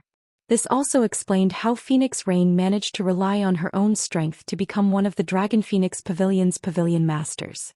As Ji Lurong talked about her family circumstances, the group arrived inside the mansion. Upon entering the mansion, Shifeng had to admit that it was indeed much better than his housing unit. Not only was the place much more spacious, but it also provided much greater help toward the improvement of one's mental strength. After entering the mansion, Shifeng turned the conversation to Ji Lurong's current circumstances and Phoenix Rain's brief reappearance in God's domain after her disappearance. Upon hearing news of her older sister, Ji Lurong breathed out a small sigh of relief. She had been incredibly worried when she found out that her older sister had disappeared. When she heard that her older sister had been brought to Haitian City's upper zone, she had repeatedly searched the base layer for clues of her older sister. Despite her efforts, she had come up empty. The only possibility she could think of was that her older sister had been transferred to the middle layer. Hence, she had been anxiously trying to enter the middle layer to verify her older sister's condition. Hearing that her older sister had once appeared in God's domain after her disappearance and even expressed that she was safe had lifted the stone weighing on her heart. Now she could finally relax a little bit. By the way, why did Lu Tiandi come to find you? Do you have any grudges with him? Shifeng asked curiously as he looked at Ji Lurong. His main goal in coming to Haitian City's upper zone was to check Ji Lurong's situation. After all, he had promised Phoenix Rain to take care of her little sister. Meanwhile, Lu Tiandi wasn't a kind person. Catching his attention was akin to catching the attention of a fox. One was bound to meet with misfortune. I don't have any grudges with him. In fact, today is only our second meeting, Ji Lurong sighed. As for why he is approaching me, it is because he wants Eternal Glory, the adventurer team I established, to join his adventurer team, Tremorous Clown. He wants to annex your adventurer team? Shifeng was surprised by this answer. Tremorous Clown was an extraordinary dark adventurer team. According to his past knowledge, the team had been active on the Western continent and possessed powerful members. At its peak, the team had even had 3 Tier SXS and 9 Tier 5s. Even the various superpowers dared not casually offend the adventurer team. Back then, many experts operating on the dark side of God's domain had sought to join Tremorous Clown. However, only a small minority had succeeded because Tremorous Clown's entry requirement was Tier 4. Normally, only peak experts who had reached Tier 4 could join the team. Shifeng also knew a little about Ji Lurong's adventurer team since Ji Lurong had also been relatively famous in the past. Although not on the level of the Demon Queen Phoenix Rain, Ji Lurong had still been a bona fide Tier 5 Apex expert, only half a step from reaching Tier 6. Eternal Glory had also been a famous top adventurer team. At its peak, the team had had not only a Tier 6 God-ranked expert but also 3 Tier 5 experts. However, Eternal Glory was currently merely a well-known adventurer team. Its overall strength was still incredibly weak. This included Ji Lurong, the adventurer team's commander. Shifeng doubted that the team even had a single Tier 4 player in its ranks right now. Hence, he found it inconceivable that Lu Tiandi wished to annex Eternal Glory. Of course, Shifeng wasn't looking down on Ji Lurong and her companions. The present Tremorous Clown was far stronger than Eternal Glory. Tremorous Clown probably rivaled the average superpower in the number of its peak combatants. Now that Lu Tiandi had acquired Starlink as well, the overall strength of the forces under his command should be at an astonishing level. My team is indeed incapable of catching Lu Tiandi's attention. The only reason I can think of for his efforts to annex us is the special legacy we obtained, Ji Lurong said after giving the matter some thought. Some time ago we visited a very special secret land and found a massive world passage sealed there. We even came across a person who might be a Tier 6 god. According to that person, the seal on the world passage would soon break and the War of Worlds would soon begin. Our team received a special legacy from that person. Recorded inside the legacy was a sealing magic array. If we sacrifice EXP to the magic array, we can isolate a specific area from the rest of the world for a long period. Can be considered a means to resist the War of Worlds. However, at that time, other players aside from our team entered that place as well. In hindsight, those people might have been Tremorous Clown's members. Ji Lurong's words shocked Shifeng. This was because he had never heard of a War of Worlds happening at this stage of the game in his previous life. However, he also doubted that Ji Lurong was lying. After all, he had visited the ancient God's domain. He wouldn't find it strange if there were other timelines of God's domain. This was especially true after seeing 100 Ghosts as members. Those people clearly didn't come from the ancient God's domain but most likely were from another interstellar continent. This so-called War of Worlds was probably a great war between Earth's players and the said interstellar continent's players. If this was true, it would be a disaster for Earth's God's domain. After all, in terms of resources and experts, the interstellar continent's God's domain was far superior to Earth's God's domain. If the two sides were to wage war against each other, it wouldn't take a genius to imagine that Earth's side would suffer a catastrophic defeat, with many superpowers getting annihilated. Even the present Zero Wing would have a difficult time facing the interstellar continent's offensive. This explained why Lu Tiandi wanted Ji Lurong's adventurer team to join Tremorous Clown. After all, the ability to isolate an area from the outside world would be of significant help to a guild in the upcoming war. When Mushin heard Ji Lurong's words, her complexion darkened. Mushin did not doubt that the War of Worlds would happen. This was because of information Frost Heaven obtained from investigating 100 Ghosts. Previously, she had still been questioning the validity of this information. However, after listening to Ji Lurong's tale, everything made sense. Yet she couldn't bring herself to be happy about this discovery. Frost Heaven had gone to great lengths to secure one of the reserve seats for God's domain's 12 great guilds. Yet just when the guild was about to usher in an era of rapid development, the War of Worlds was about to begin. This was an absolute nightmare for Frost Heaven. However, Mushin felt a little fortunate. If she hadn't chosen to accompany Shifeng to Haitian City's upper zone, she would have most likely remained ignorant about this upcoming world-shaking change. If Frost Heaven did not prepare for the War of Worlds, it wouldn't be strange if the guild got annihilated.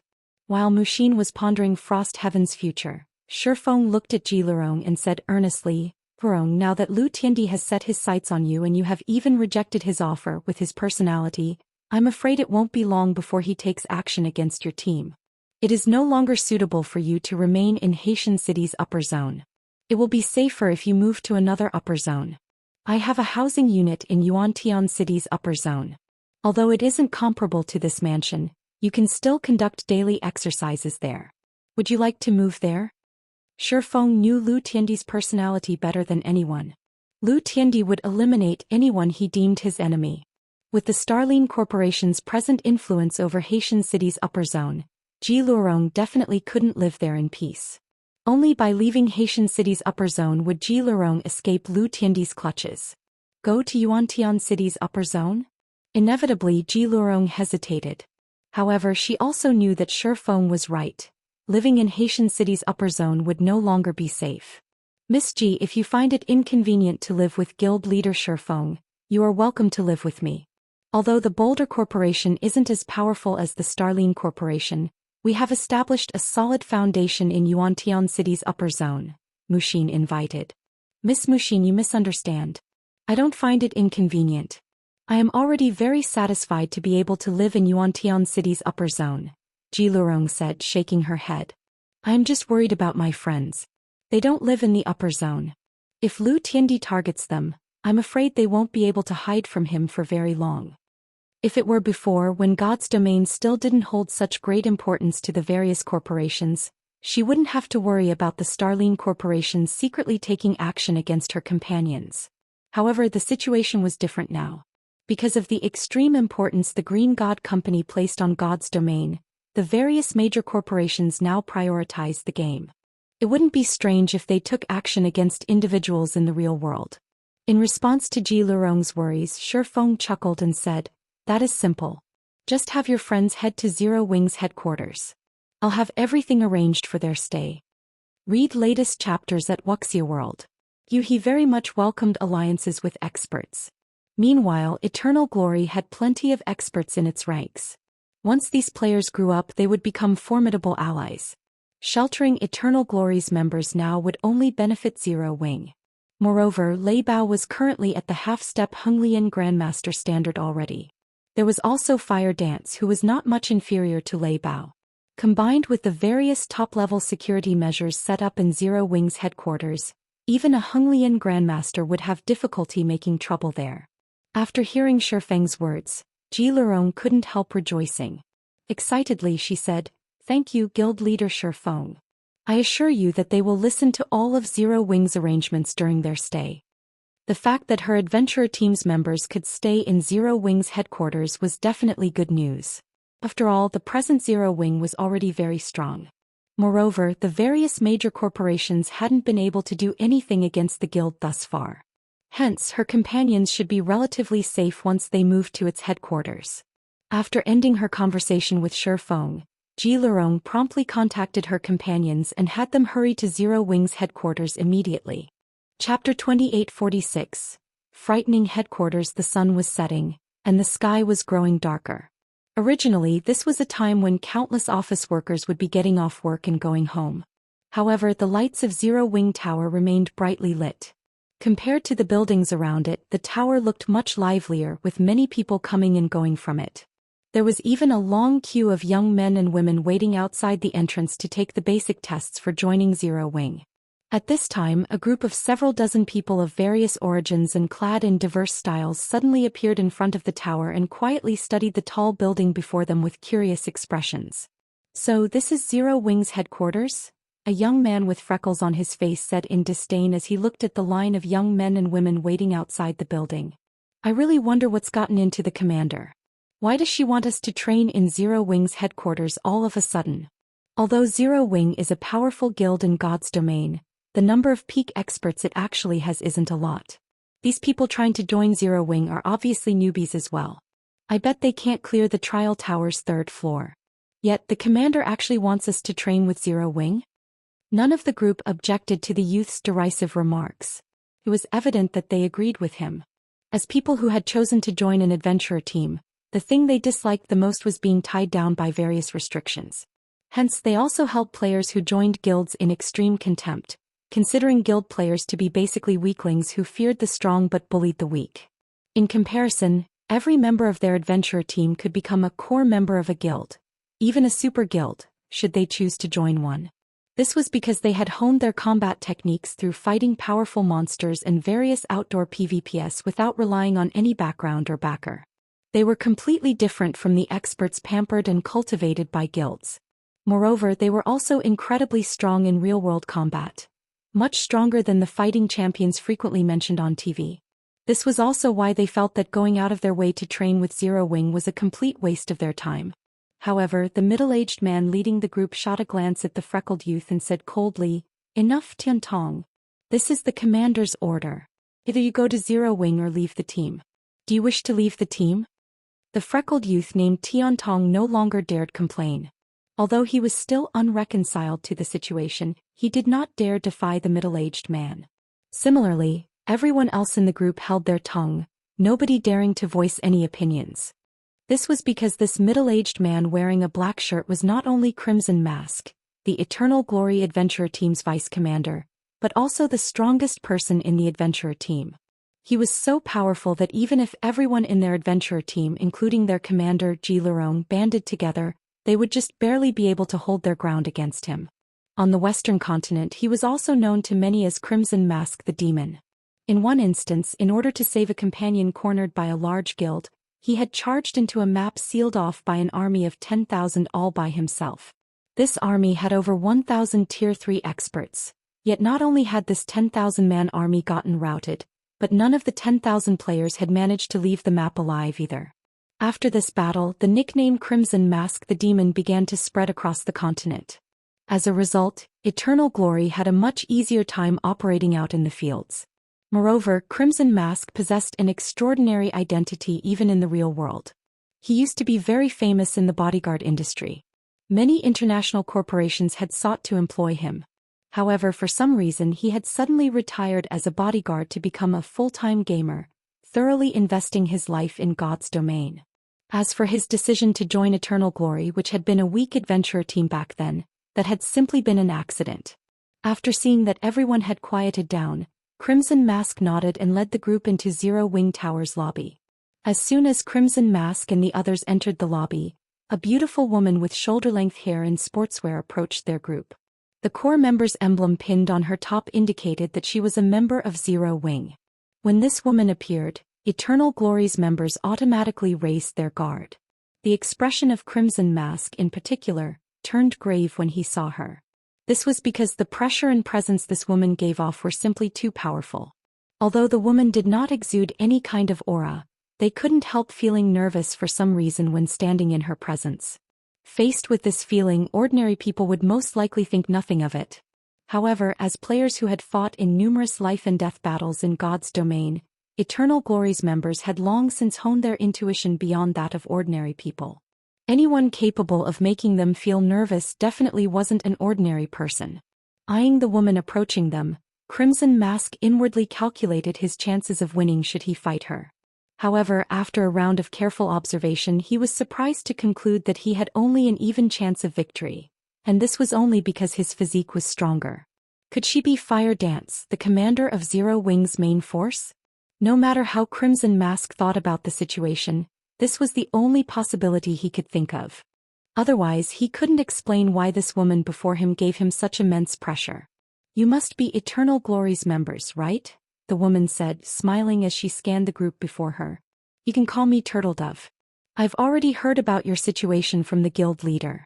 Since you have come to Zero Wing, you can treat Zero Wing as your home from now on. Your rooms are ready so you can go there and rest whenever you want." After saying so, Turtle Dove led Crimson Mask and the others toward the elevator to the residential area. Turtle Dove. While following after Turtle Dove, Crimson Mask and the others revealed confused expressions. This was especially true for Crimson Mask. Before going to Zero Wing's headquarters, he had looked into the peak experts under Zero Wing's command. However, there was no one named Turtle Dove on the list. Even Tier 4 experts don't give off such powerful mental pressure. Could she be one of the trump cards Zero Wing is secretly cultivating? Tiantong was also inwardly surprised when he looked at Turtle Dove. Tiantong had met many experts, but this was the first time he had come across someone capable of giving such powerful pressure in the real world. Moreover, this was merely a pressure Turtledove was radiating subconsciously. Only those who had experienced countless harsh battles and training would develop such a temperament and aura. This was something even Crimson Mask had yet to accomplish even now. Crimson Mask was incredibly strong. He could defeat even master martial artists in a few moves. Despite his strength, Tiantong had never felt such pressure coming from the middle-aged man. As the group was waiting to enter the spacious elevator, two men walked out of it. These two men were clad in sportswear similar to Turtledove's. They also wore the emblem for Zero Wing's core members on their tops. The instant these two young men appeared, Crimson Mask and the others broke out in a cold sweat. This was because, in their eyes, the two men that just exited the elevator were no different from beasts. Even someone with dull senses would feel a chill crawl down their spine when bathed in the violent auras and oppressive feeling the two men exuded. Moreover, the two were incredibly fit as well. In fact, they were even superior to Crimson Mask. However, the presence of these two young men did not cause any of the Zero Wing members nearby any trouble. Instead, these Zero Wing members acted as if they did not see these two people, with some of them even chatting and laughing among themselves. What's wrong with these people? Tiantong was flabbergasted when he saw the behavior of the Zero Wing members around him. Can they not sense this oppressive feeling at all? Right now, Tiantong felt as if a lion was baring its fangs and claws at him, as if death itself was staring at him. If an ordinary person were subjected to such a feeling for long periods, they might even go crazy. Yet, Zero Wing's members seemed oblivious to this oppressive feeling. Looking at the two departing men, Crimson Mask couldn't help asking Turtledove, "Miss Turtledove, may I know who those two people are?" The instant those two young men exited the elevator, Crimson Mask had the feeling that he was doomed. This was because both of those young men were evidently stronger than him. If the two of them attacked him together, he wouldn't even have a chance to retaliate. "Their Shadow Sword and Flying Shadow," Turtledove answered calmly. "Because they have been improving quite slowly recently, Big Sis Fire has been scolding them a lot. Currently, the two of them must train with Master Lei Bao for 2 hours every day. Otherwise, they will be prohibited from entering God's domain." Slow improvement? Turtledove's words rendered Tiantong speechless. She must be boasting. Yes. Turtledove is definitely boasting. After all, who could possibly find two guys who are both stronger than Crimson Mask to be lacking? However, when Tiantong and the others finished settling into their rooms and visited Zero Wing's training room, they discovered that Zero Wing's headquarters was basically a den of monsters. This was because they witnessed Shadow Sword and Flying Shadow getting beaten up and yelled at by a sultry beauty dressed in a red t-shirt and shorts. The two young men were utterly incapable of fighting back at all. From an outsider's perspective, it looked as if an adult was beating up two children. While Eternal Glory's members were training in Zero Wing's headquarters, Shifeng's group arrived back in Yuantian City's upper zone. Muxin promptly bade farewell to Shifeng and returned to the Boulder Corporation's mansion. She intended to report the matter of the War of Worlds to the guild and begin preparations for it as soon as possible. As for Ji Lurong, she arrived at Shifeng's residential unit. To her surprise, there were actually two big sisters sharing the residential unit. Neither of these two big sisters was inferior to her older sister in appearance. This was especially true for Gentle Snow. She was basically a goddess who had descended to the mortal world. Moreover, these two big sisters were incredibly strong and knowledgeable in combat as well. When the two of them saw Ji Lurong going through her daily training, not only were they able to point out her flaws in the blink of an eye, but their advice was also easy to understand. Yuantian City's upper zone, in a restaurant a short distance away from Shifeng's residential unit. Read latest chapters at Wuxia World. Yu Ikue stood respectfully beside a burly young man and reported carefully, "Mr. Wang, according to my investigation, Black Flame and that little girl are living in that residential area. However, they are currently remaining in their house, so it isn't suitable to take action now. I'm afraid I'll have to waste some of your time." "No need for that much trouble." Chuckling, the youth named Wang Xianming said nonchalantly, "That's merely an ordinary residential area. Besides, it's just teaching a neutralizing grandmaster a lesson. I can just sneak in at midnight. I guarantee that none of the surveillance systems in place will notice me." "Then I'll have to trouble you with that, Mr. Wang." Ikue did not doubt Wang Xuanming's claim. Those surveillance systems might be able to stop him, But they definitely couldn't stop someone like Wang Xianming. Of course, it would be a different story if Shi Feng were living in a mansion. Unfortunately, Shi Feng was only living in an ordinary residential area, and the level of security in such a place wasn't particularly amazing. Chapter 2847, Den of Monsters? The night was quiet and the moon hung high in the sky. Apart from the street lights, no other light source shone in the 6th Southern District. It was evident that the people living in this residential area had already gone to bed. Outside the residential area, Yikue approached Wang Xianming, who was all in black, and reported carefully, "Mr. Wang, all the houses in the residential area have already turned off their lights.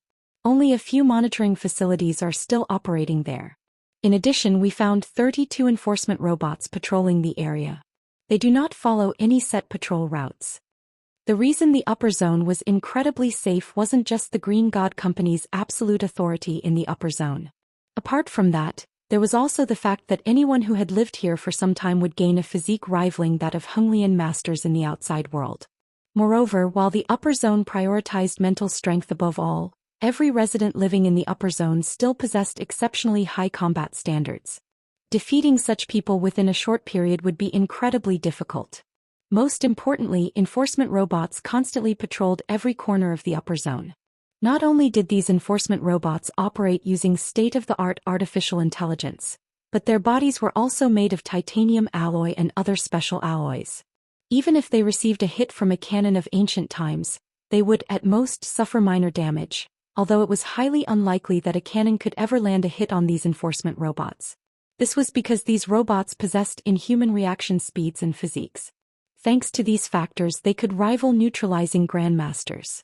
Before these enforcement robots, both neutralizing grandmasters and Xinyuan grandmasters were nothing.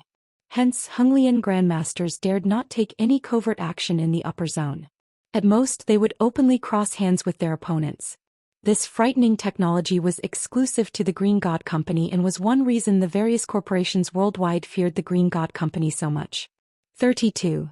Nodding, Wang Xianming said, "Okay. Give me a map of their general location."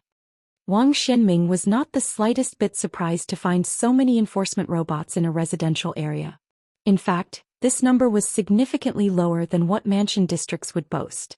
Even an ordinary mansion district would have at least 200 enforcement robots on patrol at all times. The security there was truly impeccable.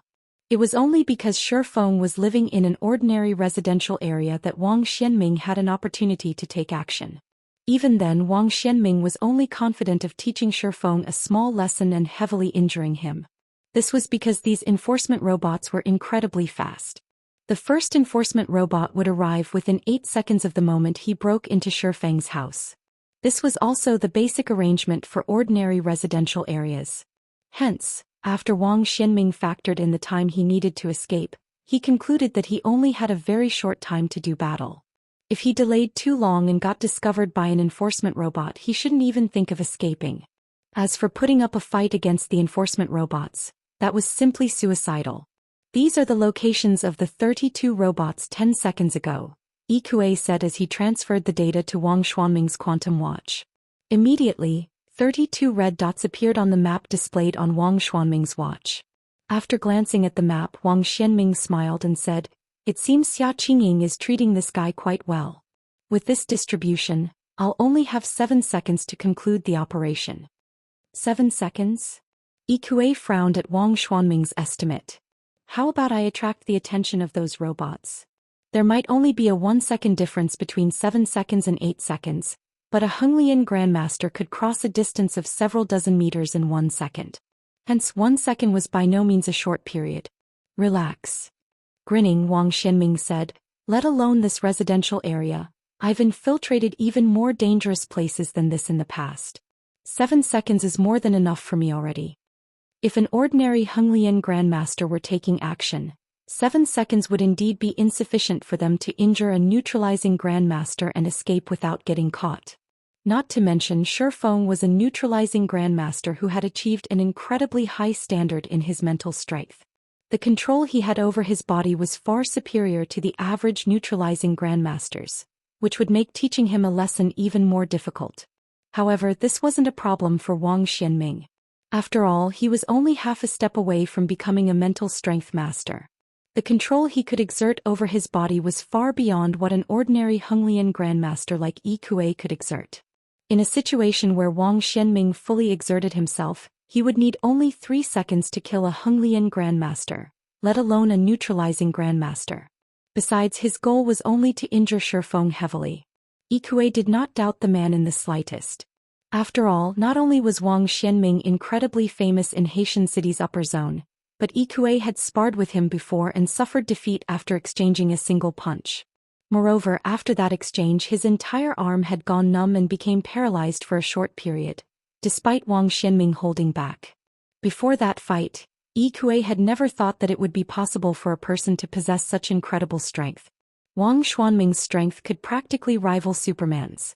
With such strength, it would be child's play for Wang Xianming to teach Shifeng a lesson. After Wang Xianming made some basic preparations, he promptly sneaked into the residential area by himself. Wang Xianming's actions were swift and silent. Despite Yi Kuei keeping a close eye on him, the latter disappeared from his sight after just 3 seconds. Did his control over his body improve even further? Yi Kuei shuddered involuntarily when Wang Xianming disappeared into the coverless residential area. This was the first time he had seen someone with such an astonishing grasp of their body and surroundings. If Wang Xianming decided to take action against him, the consequences would be unprecedented. Yi Kuei felt very fortunate that Lu Tiandi had a good relationship with Wang Xianming. If the two of them were hostile, then as Lu Tiandi's butler-cum-bodyguard, he would definitely suffer a miserable death. While Yi Kuei was in awe of Wang Xianming's capabilities, Wang Xianming successfully evaded the enforcement robots one after another and arrived before Shifeng's residential unit undetected. However, Wang Xianming did not rush to break into the house.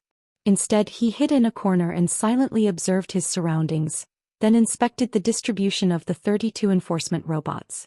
He was being so cautious because the only way he could enter the house was by breaking down the door. Hacking the lock system was simply impossible. Meanwhile, the moment he broke down the door, the nearby enforcement robots would take action. Hence, he needed to have a precise grasp of his timing and plan his escape route first. Otherwise, he would definitely get caught. Good. There are 3 escape routes. So long as I can teach that Shifeng a lesson in 5 seconds, I can get out of this residential area scot-free.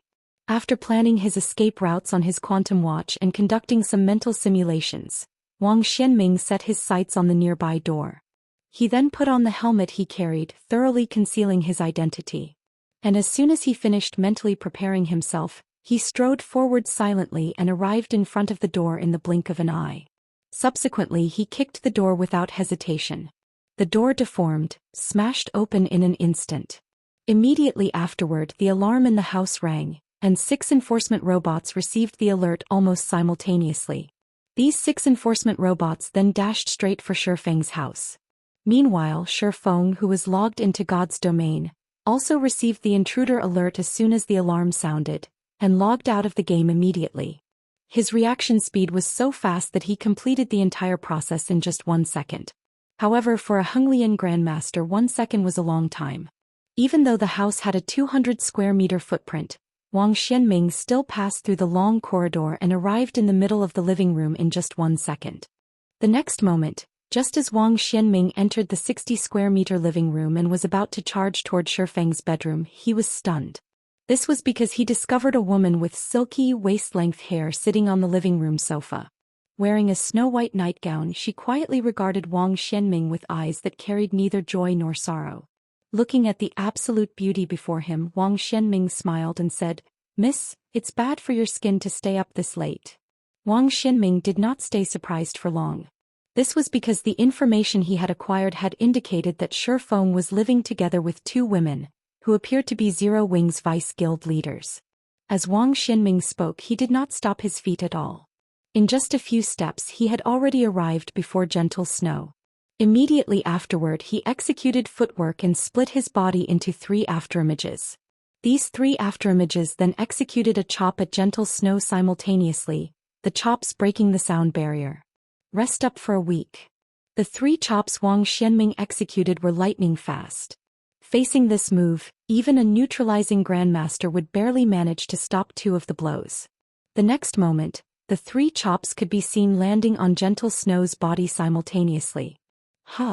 However, the instant his hand hit Gentle Snow's body, Wang Xianming was stunned. An afterimage. Moreover, before Wang Xianming realized it, another lithe figure had appeared beside him. This figure was none other than Gentle Snow. At this time, Gentle Snow still regarded him with the same emotionless gaze, apparently unaffected by his attack. Damn it. Where did that guy find such a monster? Wang Xianming stared at Gentle Snow in shock and confusion. He also couldn't understand how Gentle Snow could be so powerful despite being so young. Before clashing with Gentle Snow, he already had an inkling that she would be a difficult opponent. Hence he had gone all out right off the bat to end the fight quickly. However, when he exchanged moves with Gentle Snow, he understood just how terrifying the woman was. Well, she's not just terrifying. She's practically inhuman. He could clearly tell that Gentle Snow's physical fitness was only at the standard of Xinyuan masters, which was far inferior to his own. Nevertheless, she had reacted to his attack as if she had long since known what he would do. Moreover, he had even failed to perceive her evasion. While he was executing his earlier attack, the figure he saw sitting on the sofa had merely been an afterimage his mind had fixated on. The moment he began his attack, Gentle Snow herself had already disappeared from the sofa. The ability to evade a Xinyuan grandmaster's mental perception wasn't something that could be gained overnight. It was a high-level technique that had to be cultivated through rigorous training and countless battles involving life and death. While Wang Xianming might look like a 25-year-old man, he was in reality nearing 35 already. Yet even at his age he had just barely touched upon the threshold of this technique. In contrast, not only had this young woman before him learned this technique, but she had also mastered it to the point where she could dodge the attack of a half-step mental strength master with ease. Upon thinking up to this point, Wang Xianming rushed to the door almost immediately. He had no intention of staying here for even a second longer. If he were to clash against such a monster, it would be impossible for him to produce any results within the limited time available. If he stayed any longer, the enforcement robots would catch him. However, when Wang Xianming reached the entrance, he found another lithe figure standing by the door. This person was none other than Aqua Rose. Scram. Looking at the woman dressed in a light blue nightgown before him, Wang Xianming grew enraged. Not only had he failed to accomplish his mission, but there was even a monster behind him.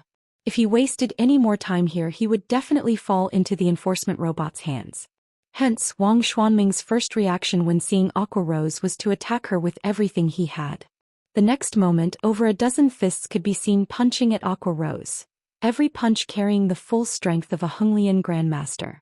Even a Xinyuan grandmaster would suffer internal injuries and lose consciousness if they got hit by such a barrage of punches. However, Wang Xianming was dumbfounded once he finished executing his attack. When his fists had landed on the woman before him, he felt as if he were shadowboxing.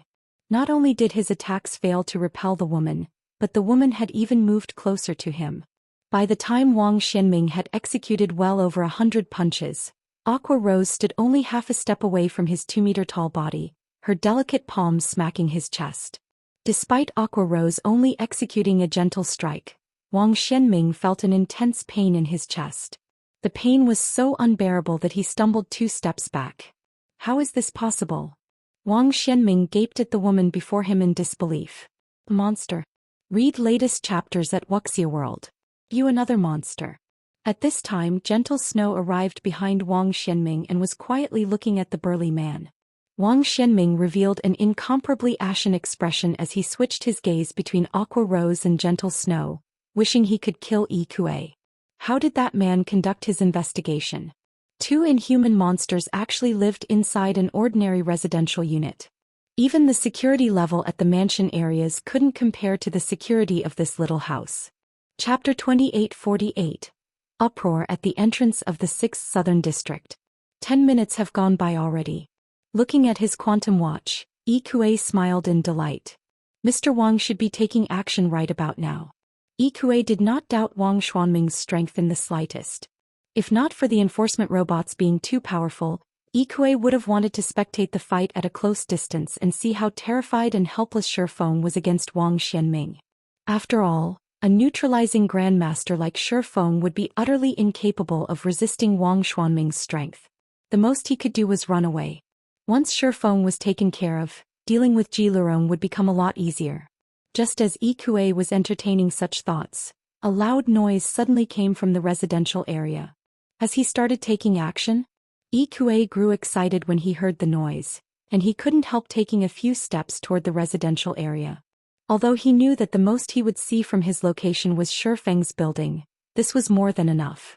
He was only curious to find out how many seconds Shifeng would last against a monster like Wang Xianming. 3 seconds? Or perhaps 4 seconds. Based on the strength Shifeng had displayed previously, Yi Kuei admitted that the younger man was indeed stronger than himself. However, if it came down to an all-out fight, he would have a great chance of victory. After all, Honglian Grandmasters did not possess just incredible defensive capabilities but also recovery abilities far superior to the average person's. Yi Kuei might have suffered significant damage from Shifeng's palm strike, but he had also recovered from the injury very quickly. One could say that the only advantages Shifeng had over the average Honglian Grandmaster were speed and destructive power. However, in front of Wang Xianming, these advantages would be negligible. Hence, Shifeng would probably last against Wang Xianming roughly as long as an average Honglian Grandmaster would. After leaving his hiding spot, Yi Kuei immediately noticed Wang Xianming charging into Shifeng's house. Wang Xuanming's speed was so fast that Yi Kuei didn't even catch a clear sight of him. However, 2 seconds after Wang Xianming disappeared into the house, he actually reappeared at the entrance. He's done already. Yi Kuei was dumbfounded when he saw Wang Xianming back at the entrance of Shifeng's house. He never thought that Wang Xianming would be so powerful as to end the fight in just 1 second. With such strength, calling Wang Xianming a monster wouldn't be an exaggeration at all. Wang Xianming was on a whole different level from Honglian Grandmasters like himself. However, in the next moment Yi Kuei was stunned once more.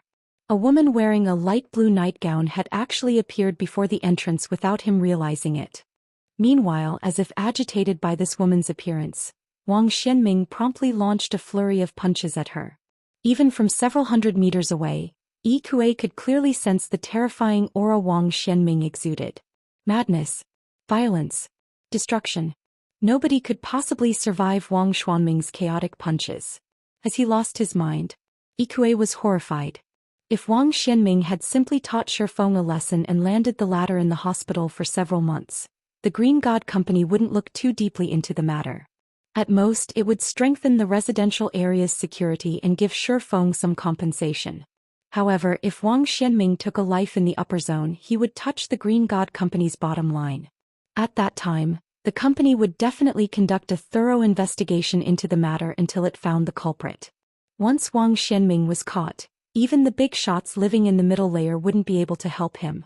In fact, he might even drag down Lu Tiandi and Yi Kuei as accomplices. However, before Yi Kuei could recover from his shock, he received yet another jolt. This time his eyes nearly fell out of their sockets. This was because the woman dressed in a nightgown actually remained unscathed despite facing Wang Xuanming's flurry of punches. She even moved closer and closer to Wang Xianming and eventually planted a palm on his chest.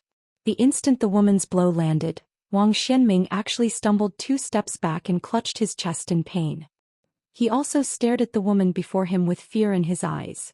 Who is she? Why did such a monster appear in Shifeng's house? Yi Kuei was shocked and confused as he looked at Aqua Rose, who stood in the corridor outside Shifeng's house. He even rubbed his eyes to make sure he wasn't hallucinating. Wang Xianming, an incredibly powerful Honglian Grandmaster, had actually lost to a frail woman. As Yi Kuei gaped in shock, Wang Xianming added to Yi Kuei's confusion by charging forward and attacking Aqua Rose once more. He actually showed no signs of trying to escape from another location. However, Yi Kuei quickly noticed that another woman of extraordinary beauty had walked out of the house. This woman was similarly dressed in a snow-white nightgown and had silky black hair flowing down to her waist. Under the illumination of moonlight, she looked just like a goddess that had descended to the mortal world. Although this woman did not exude an imposing aura, the indifference in her eyes combined with Wang Xuanming's strange behavior allowed Yi Kuei to guess what was going on. Most likely the woman behind Wang Xianming was a monster as well. Hence he did not choose to enter the house and break out from another location. After all, if Wang Xianming were to fight inside the more spacious house, he would have to face those 2 monstrous women simultaneously. No matter how powerful Wang Xianming was, he definitely wouldn't have any opportunity to escape under such circumstances. Hence he could only choose to fight in the narrow hallway and risk a pincer attack. However, contrary to Wang Xuanming's expectations, Gentle Snow had no intention of double-teaming him. She simply stood aside and quietly looked at the broken door, appearing quite bothered about it. In other words, the broken door seemed much more important to Gentle Snow than Wang Xianming was. On the other side, Aqua Rose treated Wang Xuanming's series of desperate attacks as if they were child's play. Not only did she evade all of them effortlessly, but she also landed another palm strike on Wang Xianming, aggravating his injuries. Their clash continued for 4 seconds. At this point Wang Xianming could no longer stand steadily, so weakened that even a Henglian grandmaster could go up against him. Trying to escape in such a condition was a luxury he couldn't afford. Before Wang Xianming could launch another round of attacks against Aqua Rose, the alerted enforcement robots finally arrived at the scene. After distinguishing everyone's identities, the enforcement robots promptly took Wang Xianming into custody. Once arrested by the enforcement robots, even a Henglian grandmaster would have no chance of putting up a struggle. As Ikue watched Wang Xuanming's capture, he noticed Gentle Snow walking out of the house and looking in his direction. Fear seized Ikue's mind and goosebumps rose all over his body. He instinctively turned around and fled immediately. She shouldn't have seen me. I was so far away and I even had my aura concealed. Even if she's a monster, she shouldn't have discovered me. Ikue reassured himself this way as he fled. He repeatedly told himself that he was merely imagining things. Only after Ikue had left Yuantian City's upper zone did he finally calm down from receiving Gentle Snow's attention. That was too damned scary. How can such a monster exist in this world? Chills crawled down Ikue's back when he recalled Gentle Snow's indifferent gaze. I need to have the young master report this matter to the higher-ups immediately. Those monsters aren't things we can offend. Those 2 women simply aren't human. As Ikue was fleeing Yuantian City's upper zone, Xia Qingying, the base layer's general manager, arrived at Shifeng's residential area together with several supervisors. Who's the fool who would actually dare assault someone in a residential area? Luo Hanbin frowned as he looked at the broken door before him. It had already been several years since a home assault had happened in Yuantian City's upper zone. The previous occasion had greatly angered the Green God Company. Although the victim had sustained only heavy injuries, not only had the offender gotten banished from the upper zone forever, but he was even imprisoned for 10 years once outside. Now that another occurrence had taken place, even if the Green God Company's executives didn't say anything, the managers of Yuantian City's upper zone definitely wouldn't spare the offender. However, when Luo Hanbin entered the house and saw Wang Xianming being held in place by 2 enforcement robots, his eyes nearly fell out of their sockets. Wang Xianming, a peerless genius of Haitian City's upper zone. Wang Xianming was a big shot who was only half a step away from becoming a mental strength master. Even a supervisor like Luo Hanbin had to act politely around him. Meanwhile, with Wang Xuanming's strength, he could rank within the top 3 of Haitian City's upper zone's base layer. The man even had a mental strength master as his teacher. With all these conditions, he was almost certain to become a permanent resident of the middle layer. Let alone Luo Hanbin, even Xia Qingying was shocked. Originally, she had expected the offender to be an ignorant punk. She never imagined that the offender would be a peerless genius of Haitian City's upper zone. She also couldn't help wondering how Shifeng had apprehended Wang Xianming. With Wang Xuanming's skills, Xia Qingying had only a slight edge over him. She couldn't guarantee she would win if they clashed. And if Wang Xianming focused solely on escaping, even she wouldn't be able to hold him down for 7 or 8 seconds. Looking at Shifeng sitting on the living room sofa, Xia Qingying blurted out, "You sure know how to surprise people. The last time you broke the mental paths record. Now you even brought down Haitian City's Wang Xianming." Smiling bitterly, Shifeng said, "An accident. This really is an accident. I never thought that a big shot from Haitian City's upper zone would actually take action against me out of the blue." From the time Wang Xianming had broken into the house and until his apprehension, Shifeng hadn't done anything. He had been a spectator all the while. He also never expected an expert like Wang Xianming to attack him. Read latest chapters at Wuxia World. You not wishing to reveal Gentle Snow and Aqua Rose's matters for the time being, He did not dispel Xinyuan's misunderstanding. All right then. Seeing that Shifeng didn't intend to continue speaking, Xinyuan said, now that Wang Xianming has been arrested, the Green God Company will definitely punish him. Even his teacher won't be able to do anything about it. However, his teacher is incredibly protective of his students. While he might not be able to do anything about Wang Xuanming's punishment, he is sure to pick a fight with you.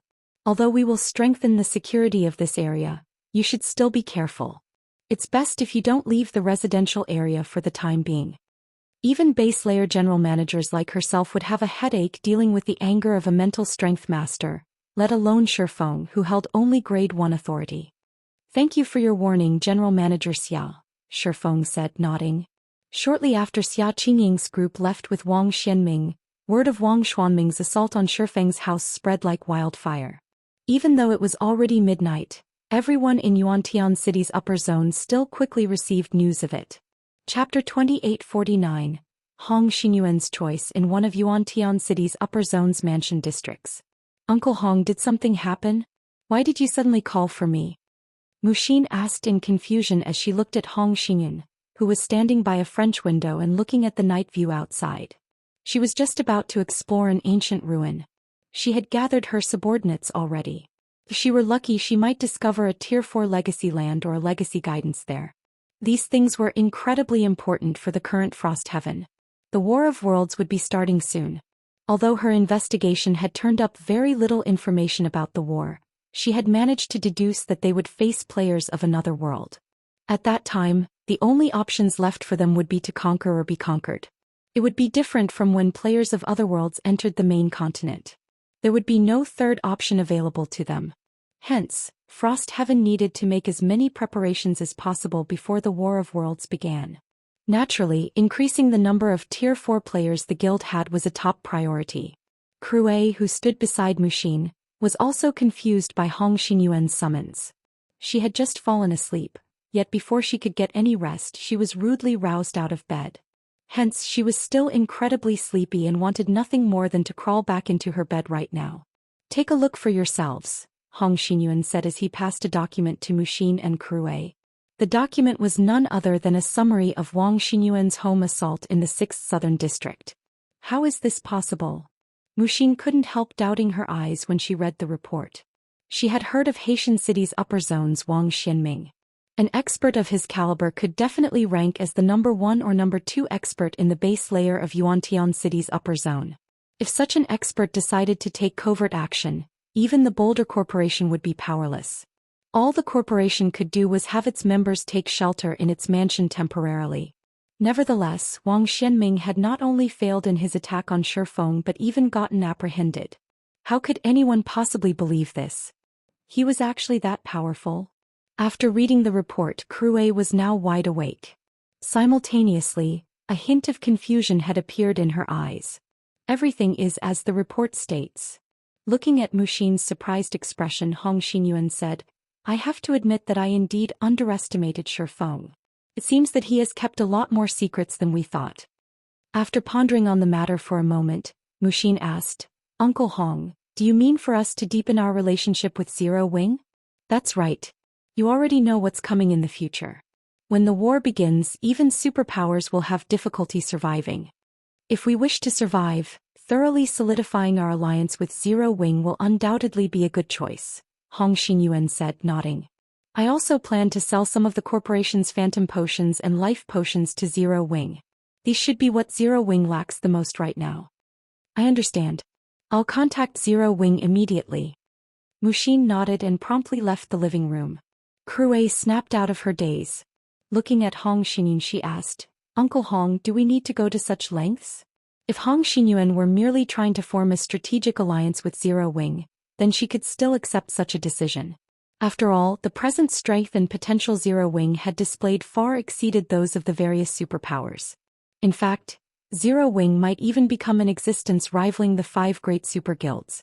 The only things the guild lacked now were time and talents. However, Hong Xinyuan's decision to sell some of the Boulder Corporation's phantom potions and life potions to Zero Wing greatly confused her. These items served as the foundation for the various corporations. Even the successors of major corporations could get their hands on only a limited number of them. You don't understand. Wang Xianming isn't someone who can be defeated so easily. The cards and secrets Shifeng has hidden are absolutely extraordinary. Shaking his head, Xinyuan said, deepening our relationship with him now will be beneficial for both the corporation and you two sisters. In reality, apart from Shifeng's great potential, another reason behind Xinyuan's decision to go to such lengths to befriend Shifeng was an astonishing piece of information Xia Qingying had leaked to him. Shifeng wasn't the person who defeated Wang Xianming. Xinyuan knew that Wang Xuanming's combat power was only slightly beneath Xia Qingying's. Hence, defeating Wang Xianming was an incredibly challenging proposition. Needless to say, defeating him in just a few seconds would be even more difficult. Only the big shots living in the upper zone's middle layer could defeat Wang Xianming that fast. If the Boulder Corporation could befriend such big shots, it would bring much greater benefits to the corporation than simply silently developing its foundations on the base layer. At the same time, inside a mansion in the distant Haitian city's upper zone. Young master, what should we do? Yikue asked in a worried tone as he looked at Lu Tiandi, who had just exited his gaming cabin. Yuantian City's upper zone has already apprehended Mr. Wang. If your teacher blames you, Wang Xianming was a bona fide peerless genius. Finding a student like him was difficult even for the middle layer's big shots.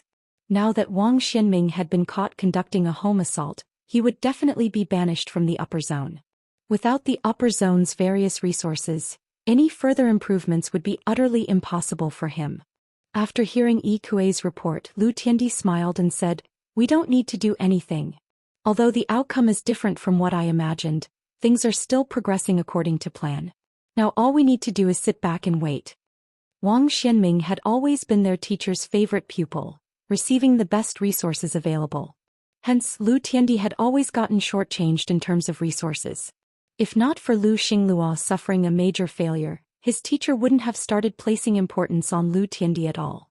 Lu Tiandi's original plan had Wang Xianming and Shifeng forming a grudge against each other. In his opinion, with Shifeng's abilities and potential, Wang Xianming probably couldn't do anything significant to Shifeng. Once Wang Xianming failed in his attack, Shifeng would definitely retaliate and create a lot of problems for Wang Xianming. Naturally, Wang Xianming wouldn't sit still and would retaliate against Shifeng as well. Shifeng had exceeded Lu Tiandi's expectations and defeated Wang Xianming. However, this was not bad news for Lu Tiandi.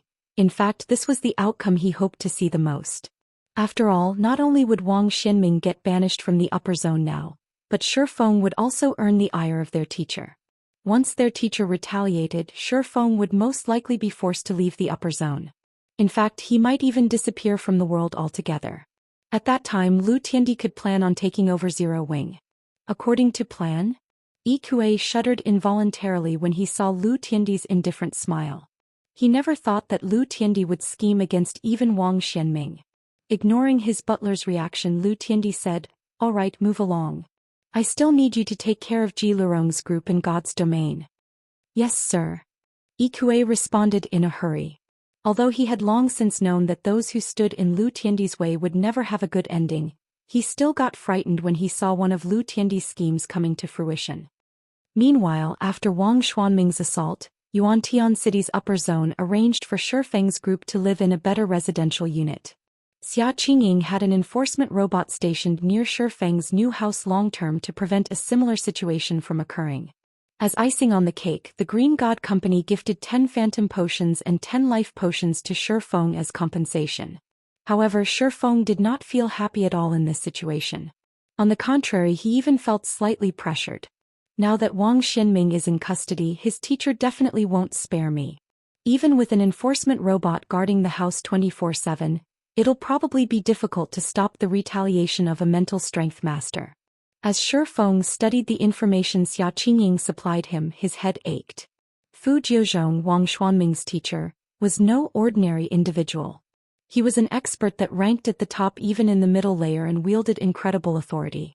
He even had influence over several corporations operating in Yuantian City that rivaled the Boulder Corporation in scale. If Fu Jiuzhong began targeting Shifeng would most likely have difficulty acquiring resources from Yuantian City's base layer. Although it is still a little early, It seems I have no choice but to take on the Divine Dragon's trial. Even now, Shi Feng still wasn't confident of completing Auerbach's trial. This was because a Tier 4 Divine Dragon was much stronger than an ordinary Tier 4 dragon. Even Tier 5 existences were unlikely to be a match for a Tier 4 Divine Dragon. Originally, Shi Feng had planned to challenge the trial only after further improving his mana body. Read latest chapters at Wuxia World.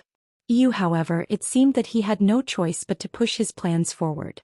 It was of utmost importance that he completed the Divine Dragon's trial now.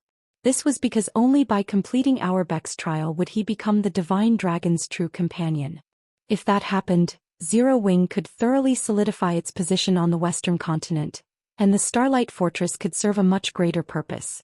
At that time, Zero Wing would be able to not only recruit talents from the Western continent in large numbers but also acquire large amounts of 7 Luminaries crystals.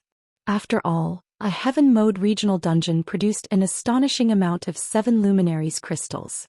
With the 7 Luminaries crystals he acquired, he would then be able to exchange for a bunch of Phantom Potions and Life Potions.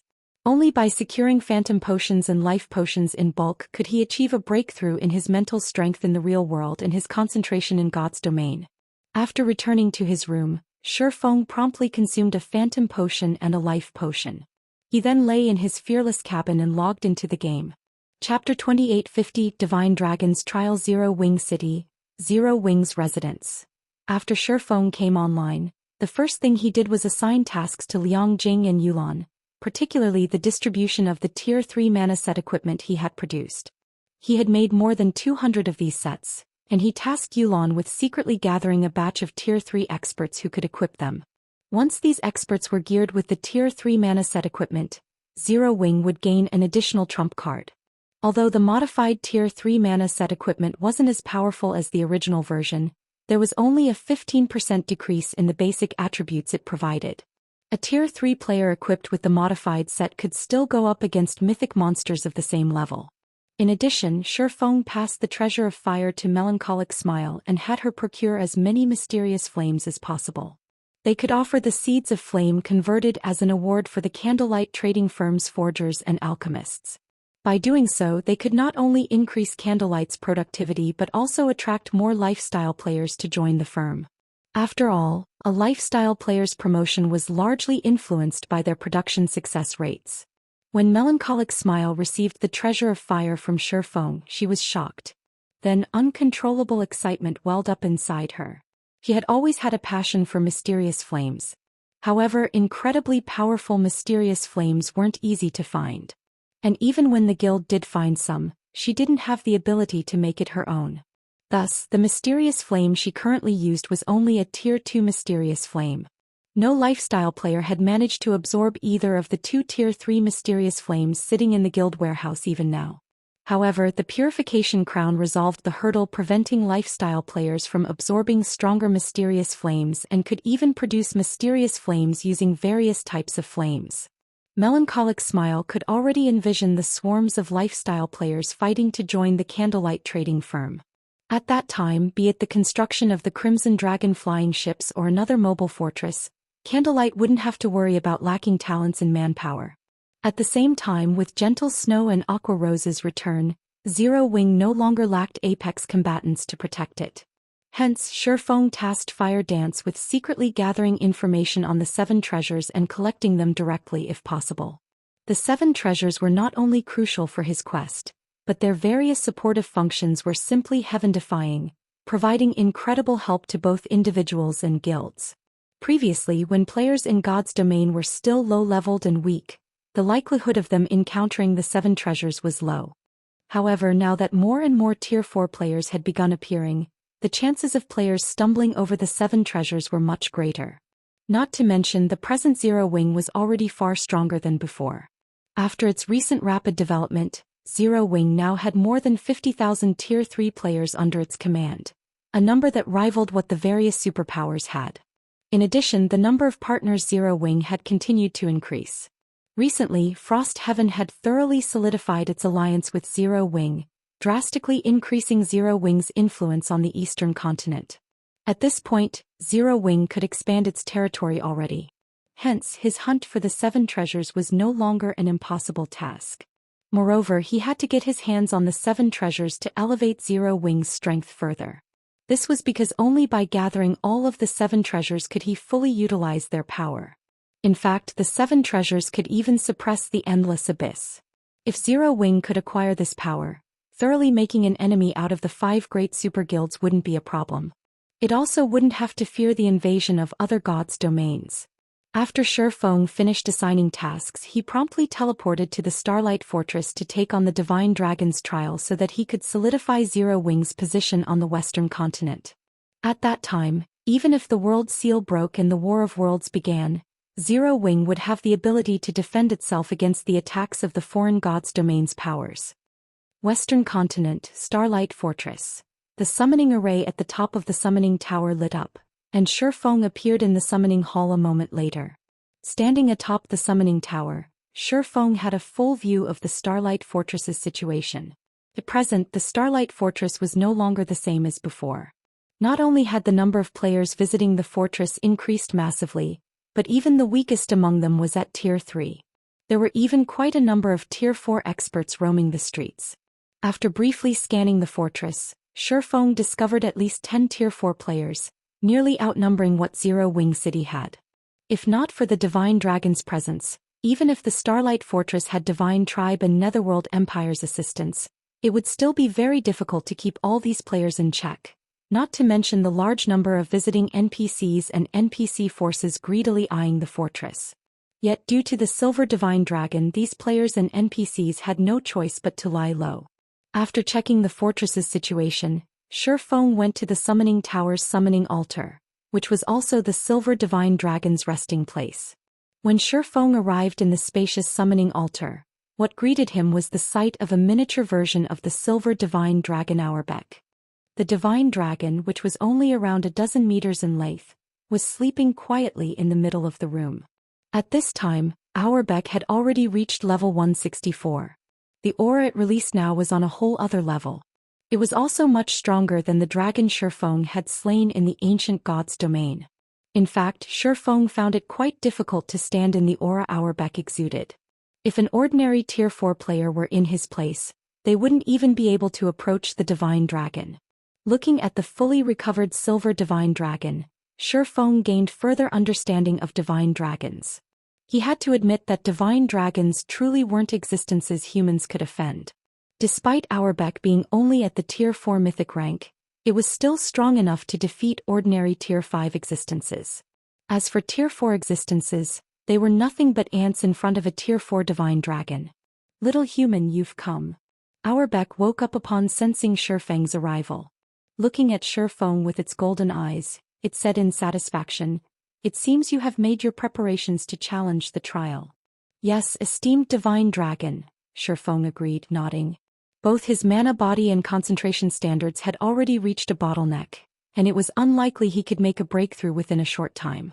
If he wished to elevate his strength further, the only way to do so would be by obtaining a legendary weapon or equipment.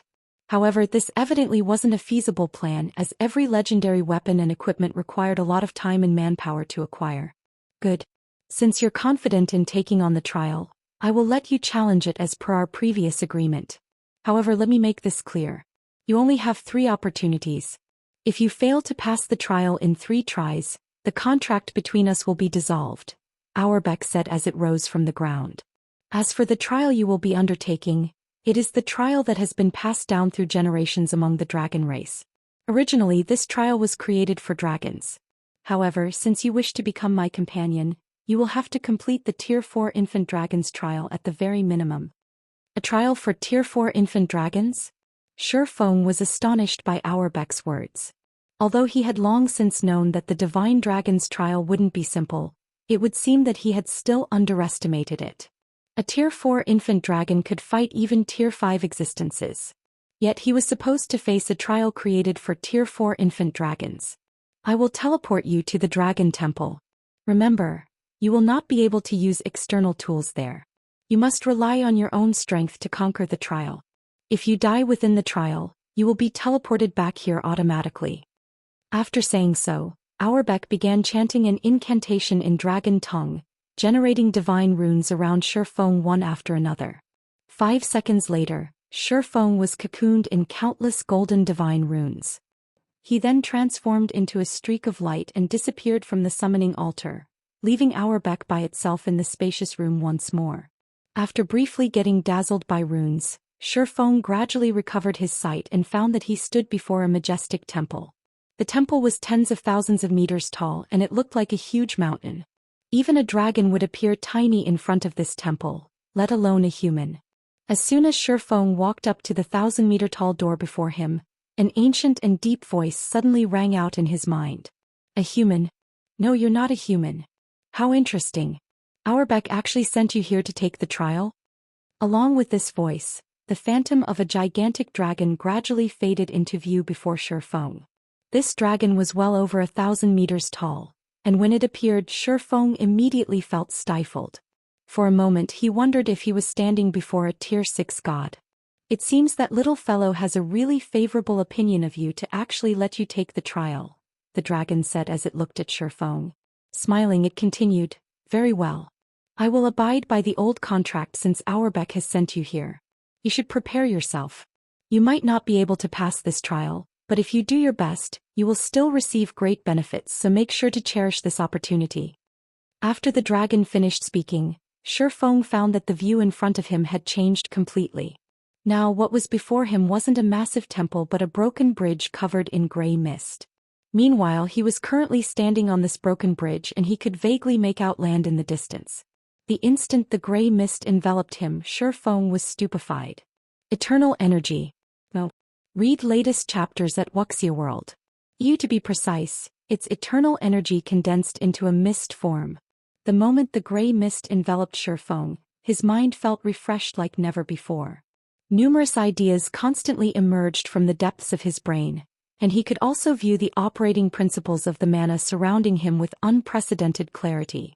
Before Shifeng could recover from his shock, the dragon's deep voice echoed in his mind once more. Repair the broken bridge using mana. So long as you repair 1/3 of the bridge, you will pass the trial. Your time limit is 3 days.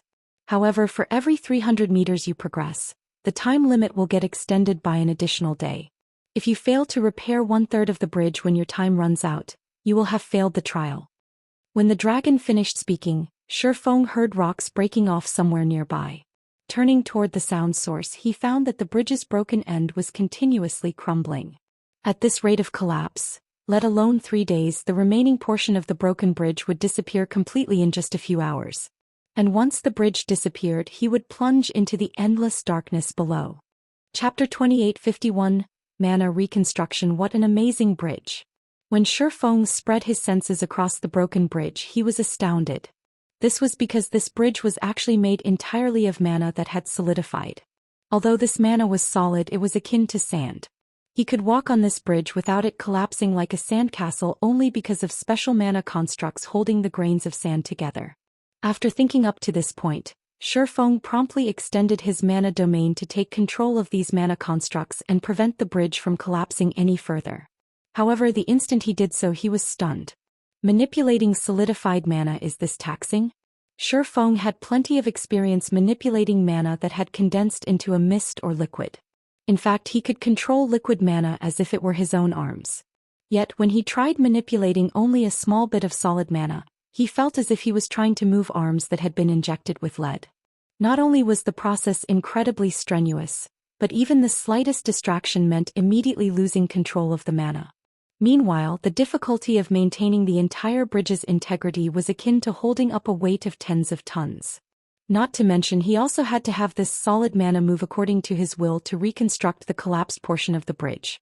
Looking at the continuously collapsing bridge, Shifeng finally understood just how difficult this trial was. Let alone reconstructing the bridge, just keeping the bridge from collapsing any further was already a monumental task. As Shifeng racked his brain over how to prevent the bridge from collapsing, the phantom of a gigantic dragon was quietly observing him in a distant cloud of mist. His grasp on mana is too immature. Let alone 3 days, he won't last even 3 hours at this rate. After taking a look at Shifeng's understanding and control over mana, the dragon shook its head and wings, disappearing silently from the mist. Time passed quickly. Now less than half of the broken bridge, which was originally over 20 meters long, remained. Moreover, the bridge's rate of collapse was even accelerating as it grew shorter. This won't do.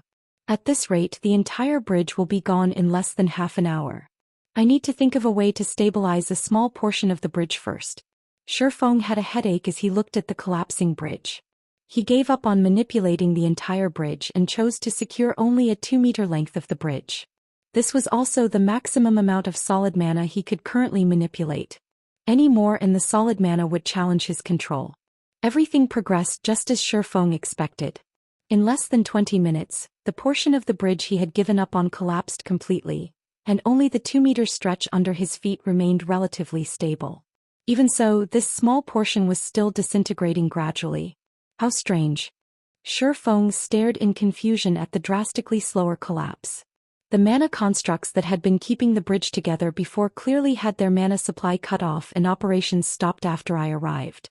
However, the bridge's initial rate of collapse was much slower than when I started controlling it. The rate of collapse accelerated afterward. When he saw the broken bridge starting to collapse right after he appeared, he thought it signaled the start of his trial and represented his time limit. However, when he began manipulating the solid mana, he realized that he had been mistaken. The mana constructs keeping the bridge together had simply stopped operating, so the solid mana would naturally try to revert to its original form. Is there something wrong with my manipulation method? Shifeng couldn't help entertaining such a question. However, he promptly shook his head and denied this thought.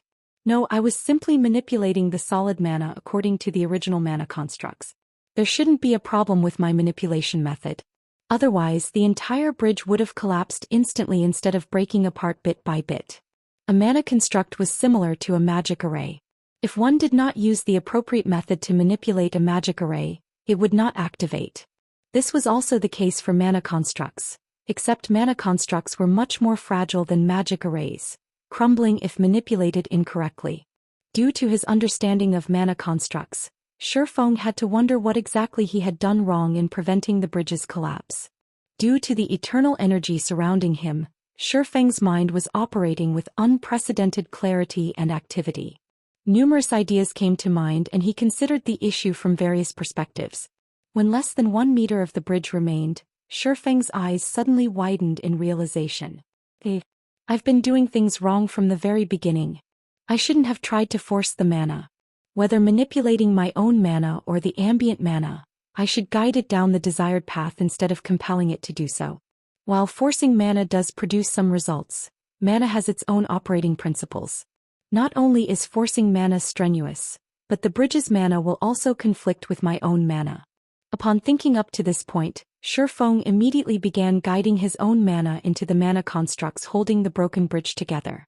He no longer compelled it to enter the mana constructs.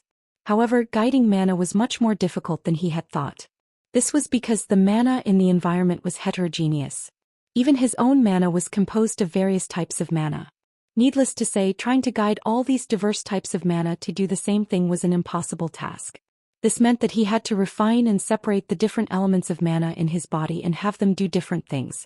Originally, accomplishing such a refinement would require a lot of time. After all, the disparate elements of mana in his body were all intermixed.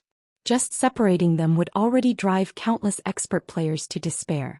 To put this task into perspective, one could imagine a player's mana body as a box filled with millions of marbles of different colors, and these marbles represented mana of different elements. If players wanted to use a specific type of mana within their bodies, they would have to sort through all of these marbles and take out the ones they wanted to use. Doing so would be incredibly difficult and time-consuming. Not to mention, a mana body was much more complex than a box of marbles, which would further add to the difficulty. Fortunately for Shifeng, he had acquired a Saint's Legacy. Although the Ice World Saint's Legacy focused more on the ice element, the legacy had provided an introduction to the other elements. Thank goodness that Saint Legacy mentioned the various elements of mana. Otherwise, I likely wouldn't have any hope of completing the trial this time. Shifeng couldn't help smiling bitterly as he sensed the jumbled mana flowing within his body. Previously, when he made use of mana, he did not bother segregating it at all. He simply used it as it was and didn't find any problem with it. Now, however, he realized that his past actions had thoroughly mixed up the various types of mana in his body and made them even more difficult to separate. Separating the various types of mana in his body without knowing their basic properties would be akin to sorting a box of colorful marbles while colorblind. That would be mission impossible. Immediately, Shifeng began classifying his mana based on the Ice World Saint's introduction on the various elements. Fire-type mana was violent, scorching hot, and extremely difficult to control. Ice-type mana was quiet, cold, and hardly moved. Wind-type mana was free, refreshing, and spirited. Different elements of mana had their own habits and operating principles. If it were in the past, Shifeng would have found it impossible to distinguish them in detail. However, Shifeng was currently a half-step Grandmaster Magician. While distinguishing between the various types of mana remained difficult, it wasn't impossible. One trick he thought of to facilitate this process was constructing a single attributed elemental magic array for each of the various elements. This magic array would act as a filter and capture only the specific element of mana it was made to capture. The other elements would pass through the magic array unimpeded. This way, whenever he wished to call upon a particular element, he could immediately use the corresponding elemental magic array to gather the mana he needed. Originally, constructing these elemental magic arrays within one's mana body was a very delicate task. Even a half-step Grandmaster Magician like Shifeng would need 1 or 2 days to construct all of the necessary elemental magic arrays. However, thanks to the eternal energy surrounding him, Shifeng spent only 15 minutes constructing all the necessary magic arrays. Immediately, the various elements of mana in Shifeng's mana body gathered at specific locations, no longer one big heterogeneous mess. Amazing. So, this is the effect of segregating mana? When Shifeng scanned the mana in his body, he found that not only had its purity undergone a qualitative transformation, but his mana body also resonated far more powerfully with the environment. In fact, he also had a much easier time manipulating the magic array responsible for controlling his mana body. Now he could even operate his mana body with a threefold manipulation method. So this is why I couldn't cross the 110% threshold despite my concentration having reached the Tier 4 peak standard. Looking at the system notification that had appeared before him, Shifeng grew ecstatic. Just a moment ago his mana body's completion rate had hit the legendary threshold. Read latest chapters at Wuxia World. His mana body had reached a 120% completion rate.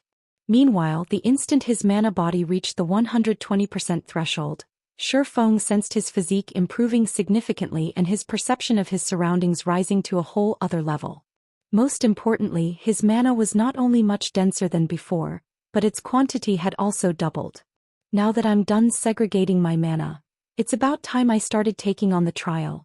Shifeng shifted his gaze toward the half-meter-long bridge underfoot. Chapter 2852, Breakthrough. Tier 5 concentration. Even without Shifeng deliberately maintaining the bridge, the aura he radiated was now enough to slow the bridge's collapse drastically. A 120% completion rate mana body truly is amazing.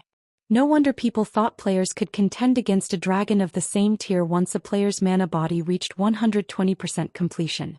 Shifeng was astonished as he studied the stabilized bridge underfoot. Despite not making a conscious effort to control his mana body, he exerted a powerful stabilizing effect on his surroundings. With how powerful his current mana body was, he couldn't even begin to imagine how powerful his mana domain had become. Fighting a dragon of the same tier and level aside, he could now contend against a half-step demon king of the same level at the very least. Afterward, Shifeng began injecting his segregated mana into the broken bridge. Once he did so, the broken bridge seemed renewed. The bridge's gradual collapse instantly halted, and its toughness had clearly risen to a whole new level as well. At this time, the bridge could probably receive Tier 4 attacks without sustaining any damage. Amazing. Sure enough, this is the true way to use mana. In the past, whenever he activated a skill or spell, he would make use of every type of mana available in his body to manipulate the ambient mana around him. Achieving a 10% efficiency by doing so would already be fortunate. This was because most skills and spells utilized only a specific element of mana to activate. To manipulate only a specific type of mana in the environment, using the corresponding element of mana to do so would yield the best results. Using other elements would still allow one to exert a certain degree of control. However, the efficiency would be incredibly poor. A backlash might even occur. Now that Shifeng had perfectly matched his mana with the ambient mana, he could use the ambient mana's power at 100% efficiency.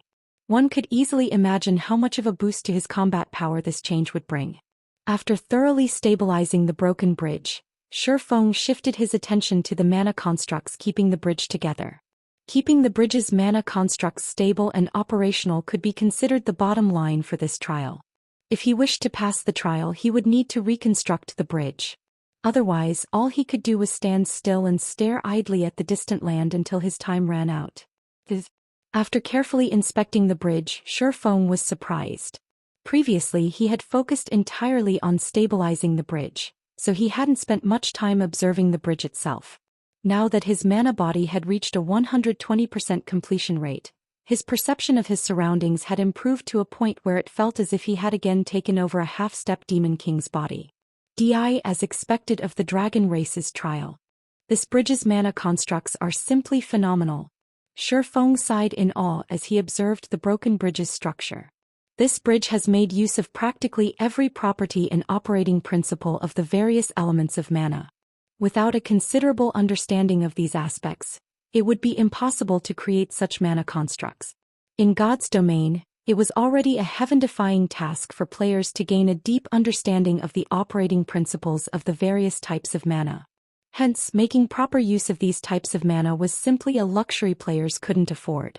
In fact, even the Ice World Saints Legacy provided a detailed introduction of only Ice-type mana and just briefly touched on the other elements. Needless to say, the Legacy didn't include instructions on how to use these other mana types. However, the bridge Shifeng stood on perfectly displayed the basic use of the various elements of mana. It was much better than a simple text introduction. Of course, it wouldn't be an easy task to see how exactly this bridge was constructed. This was because ordinary Tier 4 existences couldn't get a clear view of the operating principles of mana, let alone the operating principles of a mana construct. Only dragons with their high life ratings could possibly accomplish such a feat at Tier 4. Even so, this situation was definitely a massive opportunity for Tier 4 players. The biggest hurdle Tier 4 players needed to cross to reach Tier 5 was the construction of their personalized mana body. This process required players to have not only excellent control over mana but also a profound understanding of the operating principles and usage of mana and knowledge of the construction of mana bodies. Meanwhile, the broken bridge underneath Shifeng just so happened to address these problems. Suppressing the impatience in his heart, Shifeng immediately began reconstructing the broken bridge with his own mana. Following this, time passed quickly. Although reconstructing the bridge was incredibly challenging, due to the eternal energy surrounding him, Shifeng found that the incomparably complex mana constructs weren't impossible to understand. Despite encountering failure one after another, Shifeng did not grow disappointed but even became increasingly excited instead. This was because he was making progress with each failure. As he continuously adjusted his utilization of the various mana types, his control over them also improved in precision and efficiency. After experimenting for 2 days straight, Shifeng finally constructed a half-meter-long bridge. I did it! I finally did it! An indescribable sense of joy and excitement welled up in Shifeng's heart as he looked at the portion of the bridge he had reconstructed. Although the bridge he reconstructed looked much cruder than the original bridge, it did not send him plunging into the abyss below when he tried to stand on it. Most importantly, he had finally gained a basic understanding of the various mana constructs. This meant that he had finally reached a qualified level when it came to utilizing the various elements of mana. With these achievements, he was confident he could begin constructing his Tier 5 mana body. Of course, Shifeng did not let his achievements blind him. He still gave the trial's completion top priority. After all, having a divine dragon as a companion was much more important than constructing his personalized mana body. Immediately afterward, he resumed reconstructing the broken bridge and advanced toward the distant land. Although Shifeng had spent 2 days reconstructing his first half-meter-long segment, now that he had a foundation, he could reconstruct the subsequent segments much more quickly. Moreover, he also improved his precision with every segment he reconstructed, which in turn made his reconstructions look increasingly refined. After working for nearly a day, Shifeng finally reached the 500-meter mark, his achievement extending his time limit by 1 day. The distance from the starting point to the distant land is roughly 20 kilometers. So I'll need to extend the bridge by 7 kilometers or so to pass the trial. If I can complete 500 meters per day, I should finish this trial within half a month. After Shifeng made some rough mental calculations, anticipation filled him. Although he would be spending much more time in this trial than he initially expected, the harvest he would gain was very much worth the time spent. After resting for a moment, Shifeng promptly resumed his job as a construction worker. Meanwhile, after another 8 days had gone by while Shifeng was reconstructing the broken bridge, a loud tearing sound suddenly appeared in a secret land in the eastern continent. A spatial channel several kilometers tall and 20 kilometers wide was sealed in this secret land. The moment the loud tearing noise sounded, the divine runes sealing this spatial channel shattered and faded out of existence. It is still starting in the end? An illusory figure appeared before the spatial channel. After looking at the spatial channel with a complicated gaze, this figure then disappeared without a trace. At the same time as this illusory figure disappeared, nearly 20 figures emerged from this gigantic spatial channel. Every one of these figures exuded powerful and ancient auras highly incompatible with the surrounding space. Haha, it's finally open. Our guild was even the first to discover it. So this is an alternate god's domain? Why is the ambient mana here so thin?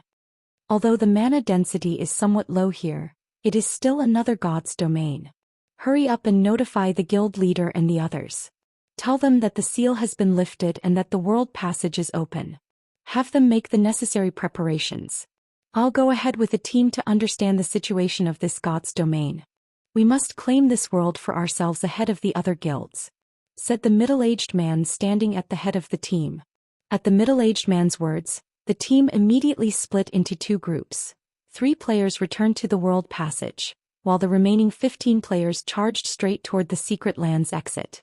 As these foreign invaders were taking action, Shifeng was struggling inside the distant special space. I didn't think that reconstructing the bridge would place such a huge burden on the brain. It's already been 8 days, yet I haven't even reached the 3,400-meter mark. I've also exhausted more than half of my concentration already. Shifeng smiled bitterly as he looked at the distant land. Read latest chapters at Wuxia World. At this time he more or less understood why the giant dragon had such low hopes for him. Originally he thought that he could progress 500 meters a day. However, the more time he spent in the trial, the greater the mental pressure he suffered from reconstructing the bridge. Whenever he tried manipulating the bridge's mana constructs, he felt like needles were pricking his mind. Moreover, the degree of pain intensified as he progressed, making the bridge's reconstruction increasingly difficult. Now he couldn't even manage 300 meters in a day.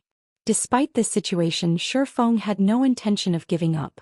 After all, every moment he spent in this special space allowed him to improve his control over the various elements of mana.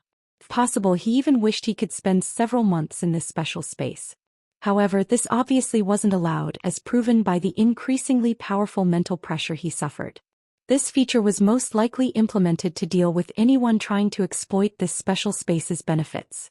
Shifeng continued pushing forward for the next 3 days. By the end of the 3rd day, Shifeng would suffer intense pain even if he only slightly manipulated his mana. After the 4th day, Shifeng's complexion had not only become deathly pale, but even his consciousness was beginning to blur. Meanwhile, as his consciousness grew increasingly hazy, he gradually understood that his time in the trial was coming to an end. This wasn't just because he was running out of time but also because he would thoroughly exhaust his concentration and collapse after a few more attempts. The next moment, after Shifeng completed another 1-meter-long segment and was about to lose consciousness, the system's crisp and indifferent voice suddenly entered his ears. System, congratulations. Your concentration has reached the Tier 5 standard. It is also detected that your mana body has reached the 120% completion rate. You have one opportunity to receive a world blessing and reconstruct your sea of consciousness. Do you wish to activate the world blessing now? Opportunity will be rejected by default if you do not respond in 3 minutes. Chapter 2853. Upgraded Soul Reconstruct My Sea of Consciousness? Shifeng was shocked and confused as he looked at the system notification. The concept of reconstructing one's sea of consciousness wasn't foreign to him. In fact, he knew plenty about it. However, it was precisely because of this that he found this situation unbelievable. The Sea of Consciousness, to put it simply, referred to a player's soul. It was also something related to the promotion of Tier 5 players to Tier 6. The qualitative transformation of the soul. Any player who wished to get promoted to Tier 6 needed to have not only a powerful body but also a powerful soul. Only when both requirements were met could players get promoted to Tier 6. Of the two conditions, the requirement of a sufficiently powerful soul was more difficult to fulfill. This was because the soul was an illusory object.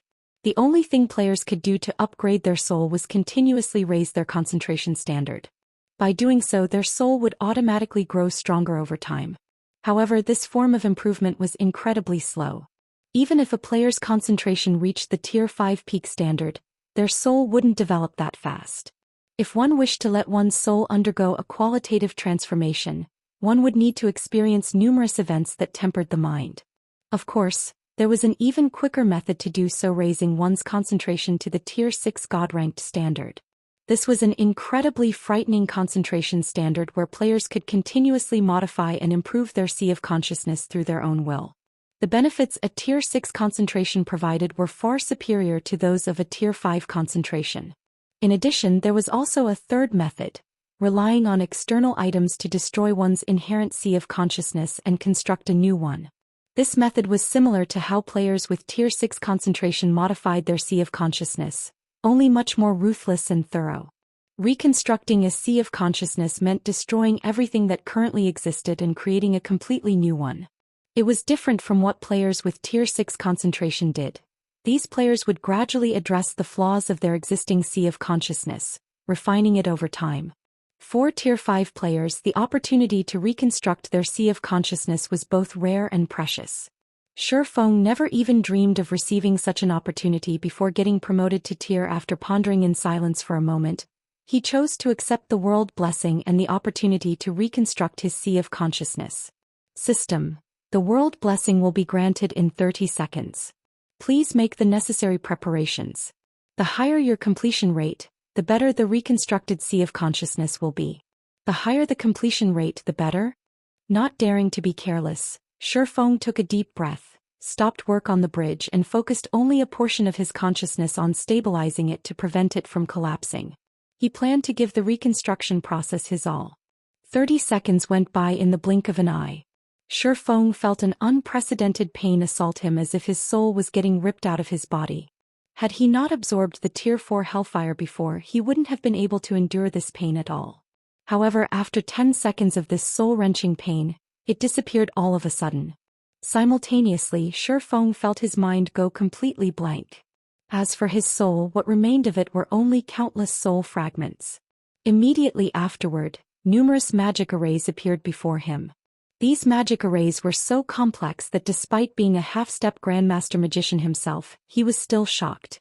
He spotted over a dozen Grandmaster magic arrays. As for Master magic arrays, they easily numbered over 100. Meanwhile, all of these magic arrays joined together to form an incomparably large soul array. System: you have 4 hours to reconstruct your Sea of Consciousness. Once 4 hours have passed, the world blessing will disappear.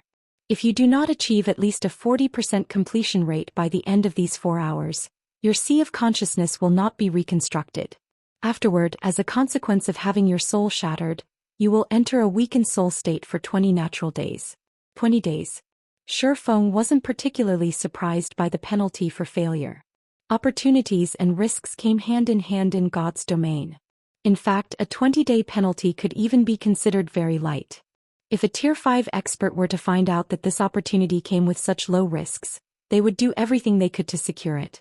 Subsequently, Shi Feng stopped thinking about other things and focused on copying the soul array into his Sea of Consciousness. He couldn't decide whether he was fortunate or unfortunate. The fortunate part of this situation was that he had accepted the world blessing while in this special space full of eternal energy. He would have a much easier time drawing the soul array in this environment. The unfortunate part was that, along with the destruction of his soul, he had lost the ability to stabilize the broken bridge. In other words, he didn't have 4 hours to complete the soul array at all. Despite his frustrations, Shi Feng did not give up on this opportunity. Moreover, due to the eternal energies effects, he managed to familiarize himself with the master magic arrays and replicate them with ease. The soul array's completion rate rose at a rate visible to the naked eye. 1%, 3%, 7%. In just 1 hour, Shifeng had already completed 16% of the gigantic soul array. At this rate, he could definitely reach the required 40% within 4 hours. Even if copying the Grandmaster magic arrays later would slow down his progress, reaching 40% shouldn't be difficult. Another 1.5 hours went by, during which the soul array's completion rate had reached 35%. Shifeng found his progress unbelievable. Hence he attempted to copy his first Grandmaster magic array. The instant he completed the magic array, his progress rose from 35% to 38%. It increased by this much? Shifeng looked at his progress bar in surprise. Completing a master magic array didn't even increase his progress by 0.5%. Now, completing just one Grandmaster magic array had raised his progress by 3%. Meanwhile, under the Eternal Energy's effects, his speed in copying the Grandmaster magic array wasn't much slower than when he worked on the master magic arrays.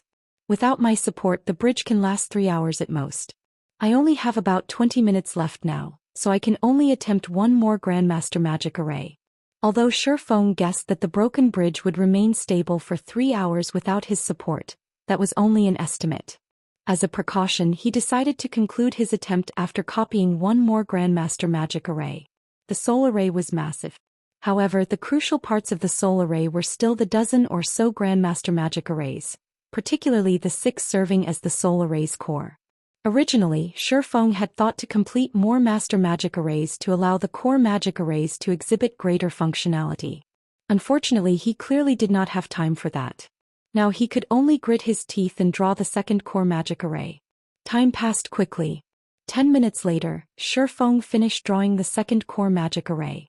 The soul array's completion rate jumped from 38% to 41%, reaching the system's requirement. Upon seeing this, Shifeng chose to complete the reconstruction. System. Magic array completion rate at 41%. You have met the basic requirement for reconstruction. Your sea of consciousness will be reconstructed according to the constructed magic array. Do you wish to begin the reconstruction? Reconstruct. Shifeng promptly chose to go through with the reconstruction. Although he had more than an hour remaining before the world blessing disappeared, if he died midway, his reconstruction attempt would become forfeit as well. The next moment after he approved the reconstruction, the soul array drawn in his sea of consciousness began operating. Although the soul array was still incomplete, just like the system stated, it was functional. As his sea of consciousness's reconstruction began, Shifeng experienced an unprecedented mental clarity. His mind became much more active, and his reaction speed also improved significantly. After 20 seconds into the reconstruction, he discovered that his previously blurry sea of consciousness had become much more tangible. The change was akin to mist condensing into water. The change might not seem significant, but the density of his sea of consciousness had undergone a qualitative transformation. Although his sea of consciousness was still in an illusory state, Shifeng could tell that his thinking speed had more than tripled. So long as he focused his mind, he could observe the world around him in a decelerated state. Amazing. Shifeng was astonished as he inspected his newly reconstructed sea of consciousness. No wonder so many Tier 5 experts in the past had been so crazy about reconstructing their sea of consciousness. With my current sea of consciousness, even though my concentration is only at the Tier 5 basic standard, the rate of my soul's improvement is probably faster than someone with Tier 5 peak concentration. His concentration remained at the Tier 5 basic standard. However, his soul's strengthening rate was superior to even that of experts with Tier 5 peak concentration. The next moment, when Shifeng opened his eyes again, his surroundings looked completely different from before. The range of his mental perception had increased from 100 yards to 500 yards, and his 5 senses had also undergone a qualitative transformation. Similarly, his body felt more flexible and sharper than ever before. At this time, even though he wasn't actively manipulating his mana, the 2-meter-long bridge under him actually remained nearly stable. Moreover, his concentration was no longer depleted. Instead, it was brimming like never before. It seems I shouldn't have any problems completing the trial now. Shifeng smiled subconsciously as he looked at the relatively stable bridge. Previously, he had to make an effort to ensure that the bridge did not collapse. Doing so had taken up a lot of his focus. Now he no longer needed to split his attention between the reconstruction and maintaining the bridge's integrity. He only needed to concentrate on reconstructing the broken bridge. This would reduce his mental stress by a large margin. Following this, Shifeng resumed reconstructing the bridge. He had a much easier time than before, which allowed him to progress at a flying pace. After just 3 more days, his progress finally reached the 1/3 mark of the entire bridge. However, Shifeng had no intention of stopping here. After all, the eternal energy in this place was simply wonderful. By staying here, he could not only further his understanding of the various mana types but also familiarize himself with his new sea of consciousness and verify the theories he thought up for his new mana body. Hence, he did not rush to exit the trial, continuing to advance and reconstruct the broken bridge. As Shifeng got closer to the distant land, he found that he also had to improve the quality of the supports he constructed. Otherwise, the bridge wouldn't be able to withstand the corrosion of the abyss below. Read latest chapters at Wuxia World. After working for another 4 days and arriving at the halfway mark, he could no longer advance any further. However, his failure to progress wasn't because he had exhausted his concentration but because the supports he constructed could no longer withstand the abyss's corrosion. Short of a qualitative transformation, they wouldn't be able to hold up the bridge at all. Seems this is as far as I can go. Shifeng couldn't help feeling a little disappointed as he looked at the distant land. At this time it looked much clearer than before. From what he could sense, he should be able to receive massive benefits in that land. However, with his current standards, it was evidently impossible to construct a bridge of a much higher quality. Shifeng immediately chose to leave this special space. Chapter 2854. Upgrading the Abyssal Blade inside the ancient dragon temple. How surprising! The dragon phantom exclaimed in astonishment when Shifeng suddenly appeared before it. Despite having the body of a human, you actually managed to clear a trial made for the dragon race. Moreover, you managed to reach the halfway point. This is a rare achievement even among the dragon race. A rare achievement? Shifeng was surprised by the dragon's words. The dragon race was an apex race. The perception of dragons was definitely far superior to his own. Not to mention there were even divine dragons among the dragon race. 4 divine dragons, let alone reaching the halfway point, even completing the entire bridge and reaching the distant land shouldn't be strange. After all, the life rating they possessed far exceeded that of humans. That's right. This is a rare achievement, the dragon phantom said, nodding. In the dragon race's long history, only 5 have managed to reach the halfway point while still at Tier 4. Every one of them is a genius of the dragon race with an excellent bloodline. Hence, I find it truly incredible that you accomplished the same feat with just the body of a human. Shifeng was surprised once more. He never thought that even among the dragon race, only 5 dragons had reached the halfway point while still at Tier 4. Reaching the halfway point was indeed a challenging task. Not only would one need to have a sufficiently powerful soul, but one would also need to utilize the various elements of mana to their very limits. However, having a powerful soul was a given for dragons. As for utilizing the various elements' basic properties, this was also as easy as drinking water for dragons. Otherwise, there was no way dragons could be so powerful. Normally, dragons that can reach the halfway point are already adults. I can now see why Auerbeck decided to let you undertake the trial, the dragon phantom said, its eyes filled with praise as it looked at Shifeng. Now, according to the ancient contract, you may take one of the 3 treasure chests stored within the treasury. As soon as the dragon phantom finished speaking, 3 massive treasure chests appeared before Shifeng. The instant these treasure chests appeared, the mana within the dragon temple immediately thickened. In fact, a faint hint of divine might now wafted into the temple. As expected of the dragon race's reward. I doubt I can get such loot even from killing a Tier 6 god. Shifeng was filled with an indescribable sense of shock as he inspected the 3 treasure chests before him. The trial rewards this time were simply mind-blowing. If taken to the outside world, any one of these 3 treasure chests could drive the entire god's domain wild. The first chest, named the Blackstone Treasure Chest, gave players 1 fragmented legendary weapon and 2 pieces of fragmented legendary equipment that suited them. The second chest, named the Red Crystal Treasure Chest, contained 4 items, either Tier 5 skill books or Tier 5 legacy guidances suitable for the player. The third chest, named the Purple Jade Treasure Chest, rewarded players with 10 to 12 god crystals. The Blackstone treasure chest aside, both the red crystal treasure chest and purple jade treasure chest provided things Shi Feng greatly desired. At this time he only needed to create a personalized mana body to get promoted to Tier 5. Hence, Tier 5 skill books were of great importance to him. If he relied only on legacy skill points, he would be able to acquire only 2 Tier 5 skills at best. God crystals were equally important to him. This was because God crystals were needed to upgrade many of the weapons and equipment he possessed, and upgrading these items would provide a tremendous boost to his combat power. Pick 1. The dragon phantom smiled faintly when it saw the gleam in Shi Feng's eyes. I will teleport you back in 3 minutes, so you'd best not take too long in choosing. After giving the matter some thought, Shi Feng said earnestly, I've decided. I will go with the purple jade treasure chest. While the red crystal treasure chest was indeed important to him, he was, after all, still at Tier 4 right now. Moreover, the items appearing inside the red crystal treasure chest were completely random. If he were unfortunate, he might end up getting 4 Tier 5 legacy guidances. Moreover, God crystals weren't easy to come by. If he missed this opportunity, who knew how long he would have to wait before he received another opportunity to improve his weapons and equipment further. Alright, this purple jade treasure chest is yours, the dragon phantom said, lifting a claw.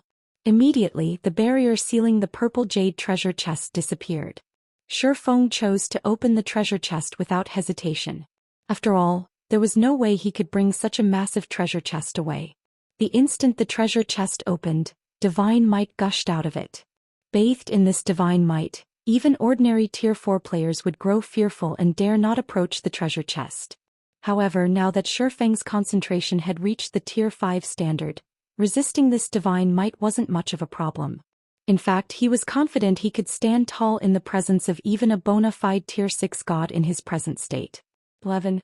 Shi Feng couldn't help feeling a little disappointed when he saw the number of god crystals in the treasure chest.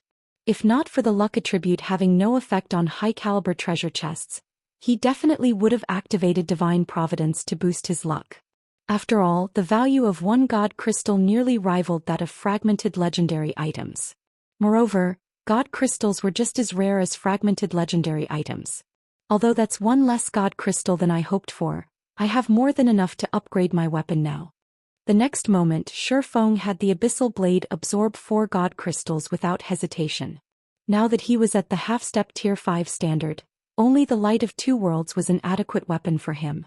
The Abyssal Blade couldn't keep up with him any longer. Hence he had to upgrade it. After the Abyssal Blade absorbed the 4 god crystals, its skills got upgraded to Tier 4, and its basic attributes underwent some changes. Abyssal Blade. One-handed sword, magic weapon, fragmented legendary rank, equipment requirement, strength 3000, agility 2000, attack power, 235% of strength attribute, attack speed 23% of agility attribute, all attributes, increases according to user's level, ignore levels plus 35 attacks have, 70% chance to cause 250% damage, 40% chance to cause 300% damage. Every attack increases attack speed by 2% to a maximum of 30%. When equipped, strength increased by 50%, agility increased by 50%, intelligence increased by 35%, endurance increased by 50%, attack speed increased by 40%, all effects of weapon-related skills increased by 20%, all item level requirements reduced by 10 levels.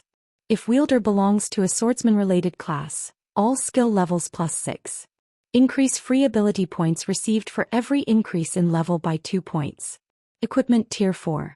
Can be evolved. Devour 9 god crystals to evolve to Tier 5. Additional active skill 1. Darkness Bind Tier 4. Binds all enemies within a 500-yard radius for 4 seconds and reduces their defense and magic resistance by 100% for 20 seconds. Cooldown. 40 seconds. Additional active skill 2. Darkness Domain Tier 4. Converts an area of 800 yards around the user into a darkness domain. Weakens the senses of all enemies within the darkness domain and reduces enemies' basic attributes by 20%. While inside the darkness domain, the user may control up to 36 strands of power of darkness. Each strand carries a force equivalent to 150% of the user's strength and causes 200% darkness damage. Duration. 60 seconds. Cooldown. 10 minutes additional passive profound inheritance. Mana Abyss, Tier 4. The higher the density of the mana surrounding the Abyssal Blade, the more power the weapon will exhibit. The power of the weapon can be increased up to 150%. Additional active profound inheritance. Black Dragon's Soul, Tier 4. Grants the user the Black Dragon King's soul and transforms the user into the Black Dragon King. The higher the density of the surrounding mana, the higher the Black Dragon King's life rating will be. Can use the skill Dragon Breath. Duration: 10 minutes cooldown. 15 hours. A sword recast from the fragments of an ancient, unknown weapon. The Black Dragon King's power has been sealed within the sword, although the Black Dragon King has cursed the weapon. Beyond the immense strength the blade offers, the wielder must face a backlash after a certain amount of time. If the wielder cannot suppress the backlash, the wielder will receive the Black Dragon King's curse, permanently reducing all attributes by 70%. Unable to be dropped. Unable to be traded. Unable to be destroyed. After the Abyssal Blade absorbed the 4 God Crystals, its attributes and skills received significant improvements. Although the magic weapon was still no match for the Light of Two Worlds in terms of attack power and attack speed, it was still top tier among fragmented legendary weapons. Shi Feng felt very satisfied after upgrading his weapon. Now that he had the Tier 4 Abyssal Blade combined with his half-step Tier 5 standard, he was confident he could hold his own even against a real Tier 4 dragon. After all, once he transformed himself into a Tier 4 dragon, his combat standards and mastery over the elements would become much superior to the average Tier 4 dragons. Read latest chapters at Wuxia World. Although Shi Feng also had the option of repairing the disintegration armor instead of upgrading the Abyssal Blade, he had decided against it. The disintegration armor was legendary set equipment. If he couldn't gather the complete set, the equipment requirement of an individual piece would be higher than normal. This would make it impossible for him to equip the disintegration armor. After all, legendary weapons and equipment were crafted for Tier 6 gods. Aside from a few unique legendary weapons and equipment, most would need players to reach Tier 5 at minimum to equip them. If he repaired the disintegration armor and ended up unable to equip it, he would definitely die of regret. Hence he decided to upgrade the Abyssal Blade instead to play safe. As for the disintegration armor, it wouldn't be too late to find more God Crystals to repair it once he had reached Tier 5. It's time to leave, the Dragon Phantom said, snapping Shi Feng out of his reverie. It then raised a claw at Shi Feng. Immediately, divine runes appeared around Shi Feng one after another, enveloping him completely. His body then transformed into a streak of light and disappeared from the Dragon Temple. When the divine runes surrounding Shi Feng disappeared, he found that he was back in the Summoning Tower's summoning altar. Chapter 2855, Global Transformation inside the Summoning Altar. As the divine runes enveloping Shi Feng disappeared, Auerbach snapped his eyes open and stared at him in surprise. You succeeded? Actually, Auerbach could tell that Shi Feng had completed the trial the moment he laid eyes on the human. This was because Shi Feng looked completely different in his eyes right now. Although there was no change to Shi Feng's level, the mana he radiated was completely different from before he challenged the trial. Not only did Shi Feng's mana blend much better with the ambient mana, but the quality of his mana had also undergone a qualitative transformation. The fact that Shi Feng had such exquisite control over his own mana proved that he had conquered the trial. However, Auerbach still found this situation unbelievable.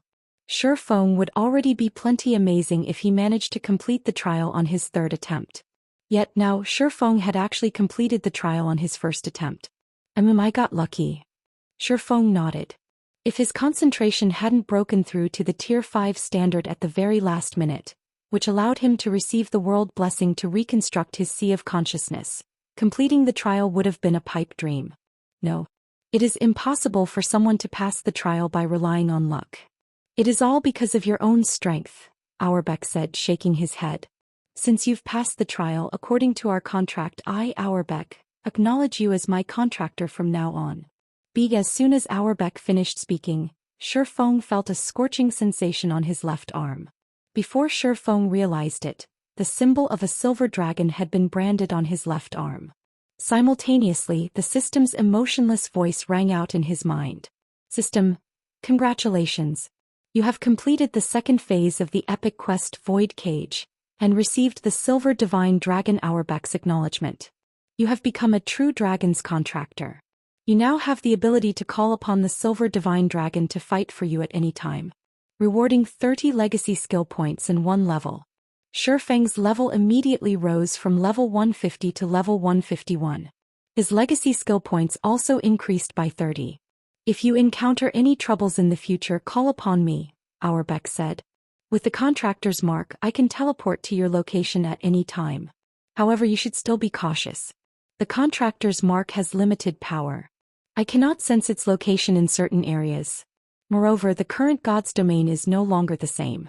Although you have made significant growth, if you behave too aggressively outside, you might still fall into a desperate situation. You might even have your soul annihilated. Different? Has the world passage opened already? Auerbach's words startled Shifeng. Auerbach could defeat even ordinary Tier 5 individuals. Since he was issuing such a dire warning, the current god's domain must have undergone drastic changes. That's right. The world passage is completely open now. Existences of another world have invaded this world. In fact, some of God's domain's rules have already changed. You will understand what I mean if you go out and take a look, Auerbach said, nodding. He then pointed at the door that was sealed by a magic array and continued, If you encounter trouble, it is best if you summon me immediately. Thank you for your warning, Your Excellency. I will be careful. Shifeng nodded and mentally noted to himself to be more careful. Afterward, he departed from the summoning altar. As for Auerbach, the Silver Divine Dragon resumed its slumber in the summoning altar. The moment Shifeng exited the summoning tower, he was stunned. What dense mana! The density of the Starlight Fortress's ambient mana had more than doubled compared to before he went to the Dragon Temple. Apart from Zero Wing City, probably no other guild city in God's domain possessed such dense mana. Even Stone Forest City couldn't compare. Moreover, Shifeng could feel his affinity with mana increasing while bathed in this dense mana. He could also perceive the operating principles of mana with much greater clarity. This place was practically a weakened version of the ancient God's domain. However, compared to the mana environment, the changes to the Starlight Fortress's player population were even more shocking. Before Shifeng left to challenge the Divine Dragon's trial, the Starlight Fortress's player traffic had already reached a very frightening level. However, the present fortress's player population had more than tripled since then. Shifeng even spotted quite a few Tier 4 experts just on the street he was walking on.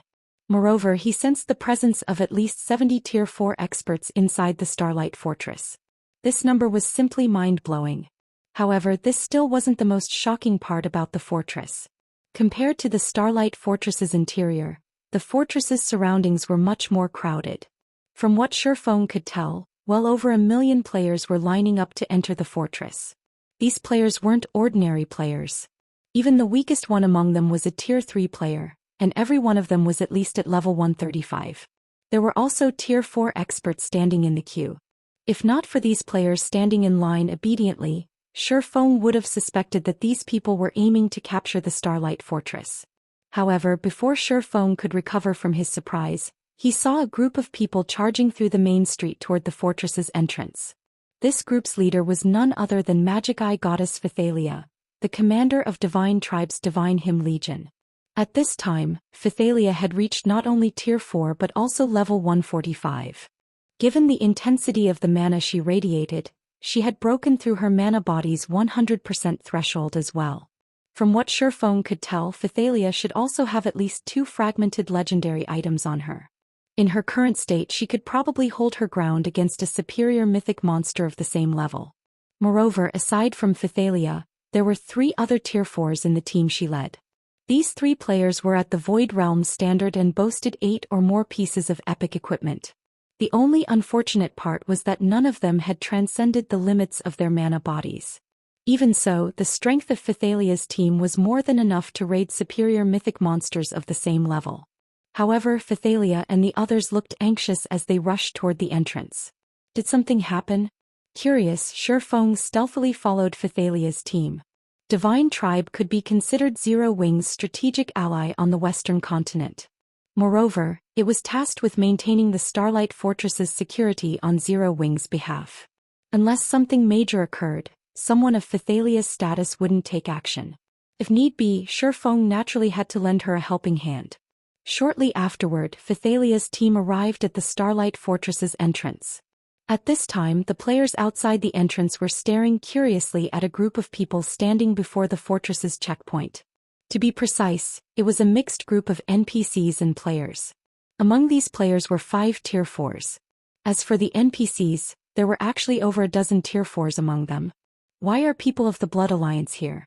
Don't the superpowers in the Alliance mainly operate out at sea? It is indeed strange. From what I remember, they've never been active on land. Instead, they've been dominating the seas since the start of the game. Even the 5 great super guilds don't dare offend them out at sea. I heard that many naval forces have clashed with the Outer World's forces at sea. Although neither side managed to secure an advantage, the Blood Alliance suffered heavy losses in these clashes. Rumor has it that the Alliance has over 5 million Tier 3 casualties thus far. 3 of the Alliance's islands were razed to the ground. The players in the queue couldn't help starting heated discussions among themselves as they looked at the Tier 4 players and NPCs. While the Blood Alliance's sphere of operations was mostly limited to the sea, the Starlight Fortress was nowhere near the sea. Just teleporting from a coastal city to the Starlight Fortress cost nearly 6 gold coins. Are they greedy for the Starlight Fortress's benefits? That's probably the case. After all, the current Starlight Fortress is simply amazing. Its mana density and the benefits the mana provides are much greater than what you can find elsewhere on the continent. Not to mention, it is also near a God Mode regional dungeon. That can't be right. Don't they know that a Tier 4 Divine Dragon is guarding this place? That's not something Tier 4 existences can go up against. While everyone wondered why members of the Blood Alliance had come to the Starlight Fortress, Phythalia's team arrived before the Blood Alliance group. Guild leader Brute, to what do we owe this sudden visit? Phythalia asked a thin man wearing a grey robe and carrying a dark wooden staff. The Blood Alliance had arrived with more than a dozen Tier 4 NPCs and 3 of the Blood Alliance's top 10 Tier 4 experts. It definitely wouldn't be an exaggeration to say that the Blood Alliance came with bad intentions. Commander Phythalia, you don't need to be so nervous. We are not here to ask for trouble. Moreover, we aren't here to meet you, Brute said, smiling faintly. In fact, this matter doesn't have anything to do with Divine Tribe. We are simply here to find Zero Wing and negotiate a partnership. Negotiate a partnership with Zero Wing? Phythalia laughed at Brute's statement. I naturally don't have a say in such a matter. However, seeing as you've brought so many Tier 4 NPCs with you, no matter how I look at it, it doesn't seem like you've come for a friendly negotiation. Read latest chapters at Wuxia World. I didn't call them here, Brute countered, shaking his head. These people are the representatives of various NPC naval forces. Representatives of NPC naval forces? Phythalia was surprised by Brute's answer. If only one NPC force had sent these Tier 4 NPCs, she wouldn't have found the situation strange.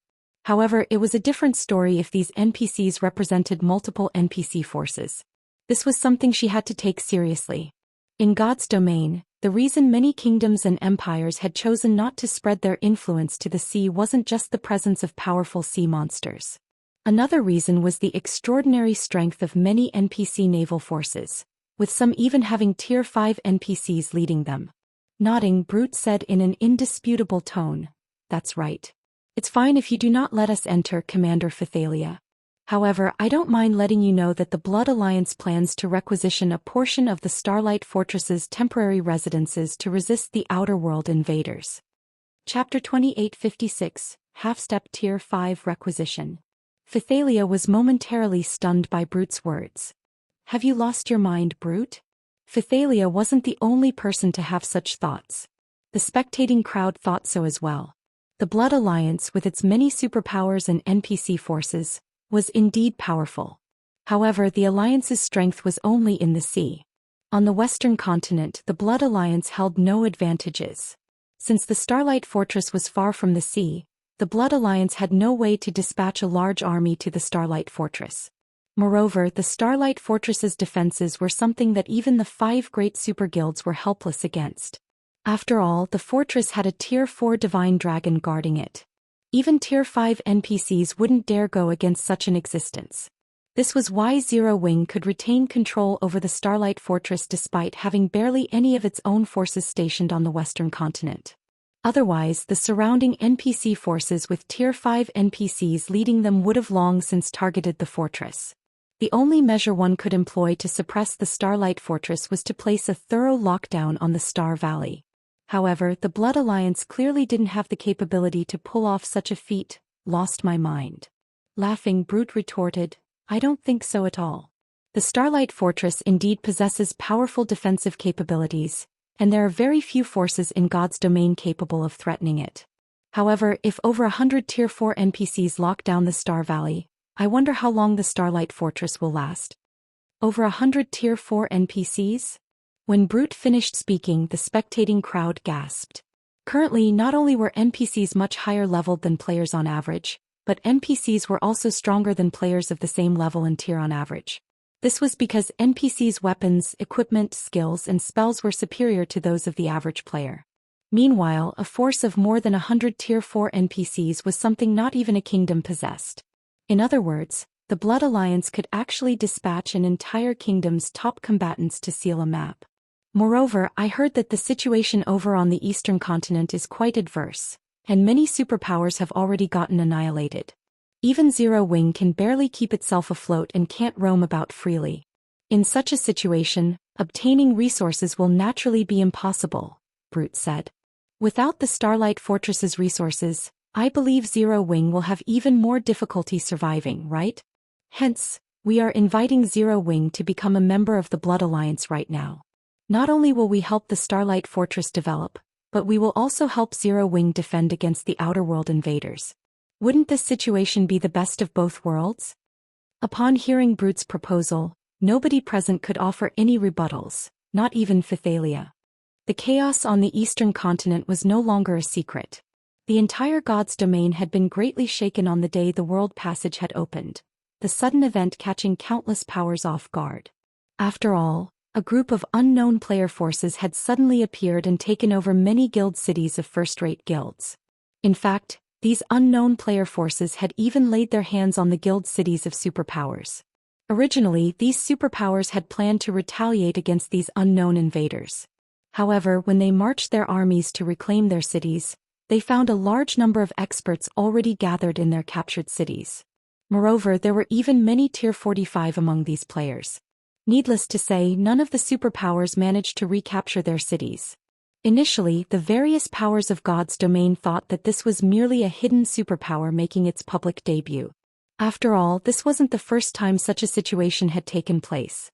Many player forces would continuously accumulate their strength in secret and make a powerful debut all of a sudden. Hence, the various powers of God's domain had not placed too much attention on this matter.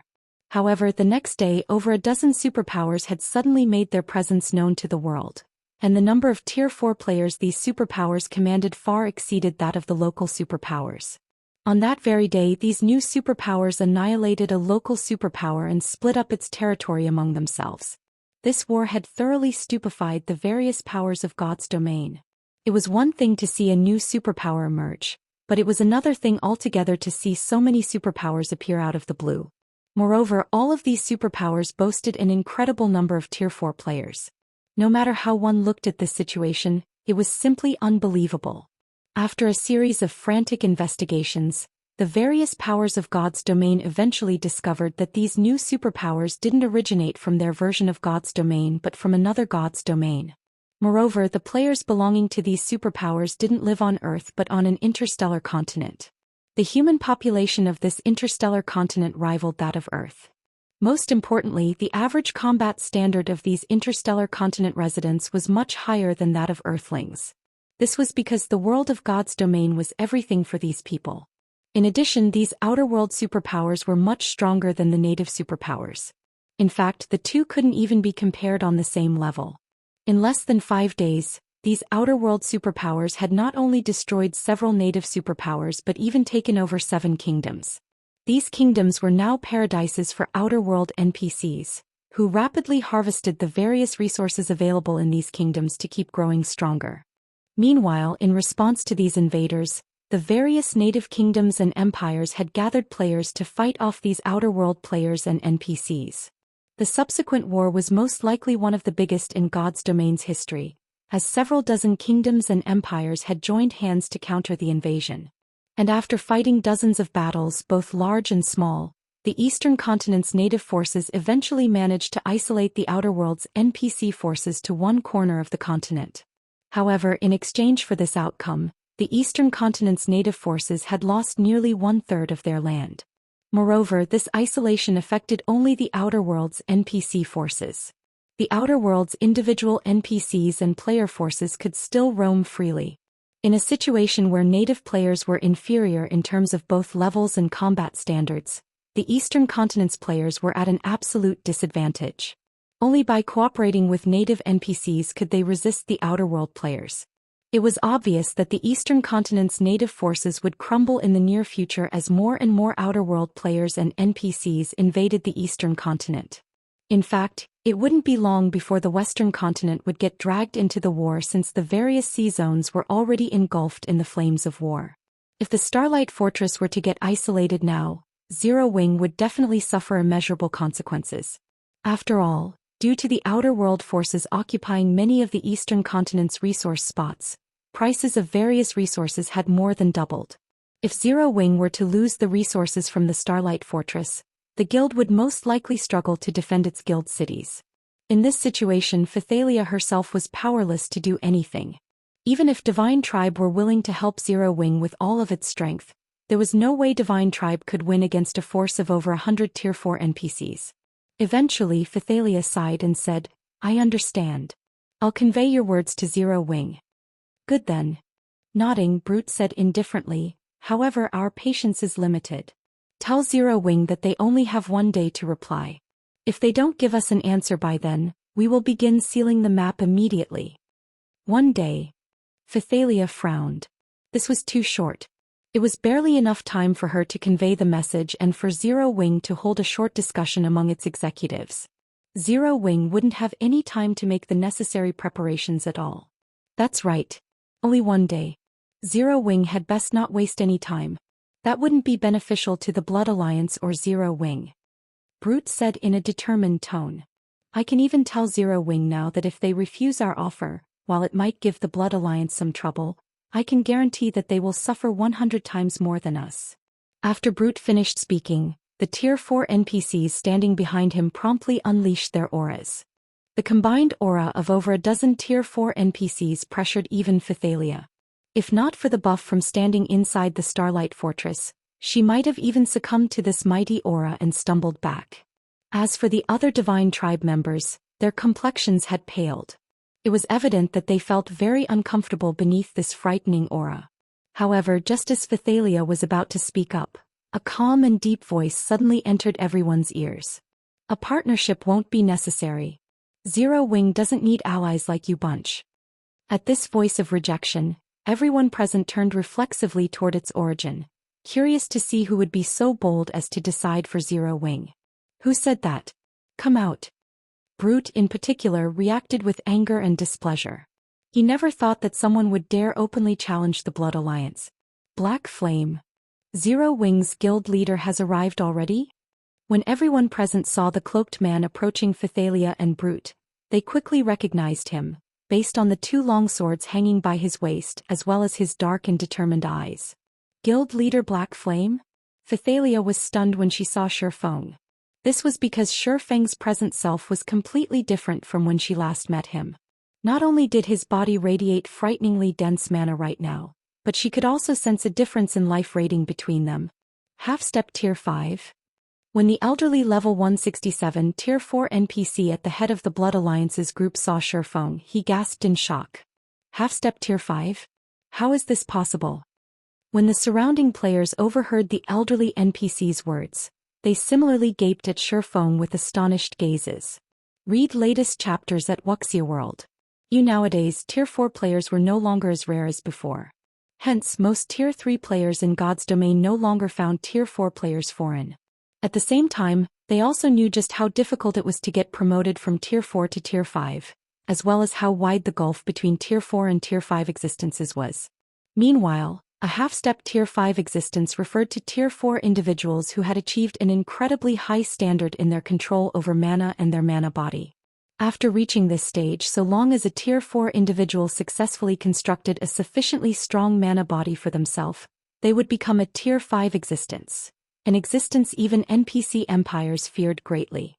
Yet, in an era where mainstream players had just reached Tier 3 and only an extremely small number of experts had reached Tier 4, they were now being told that Shifeng had already reached the half-step Tier 5 standard.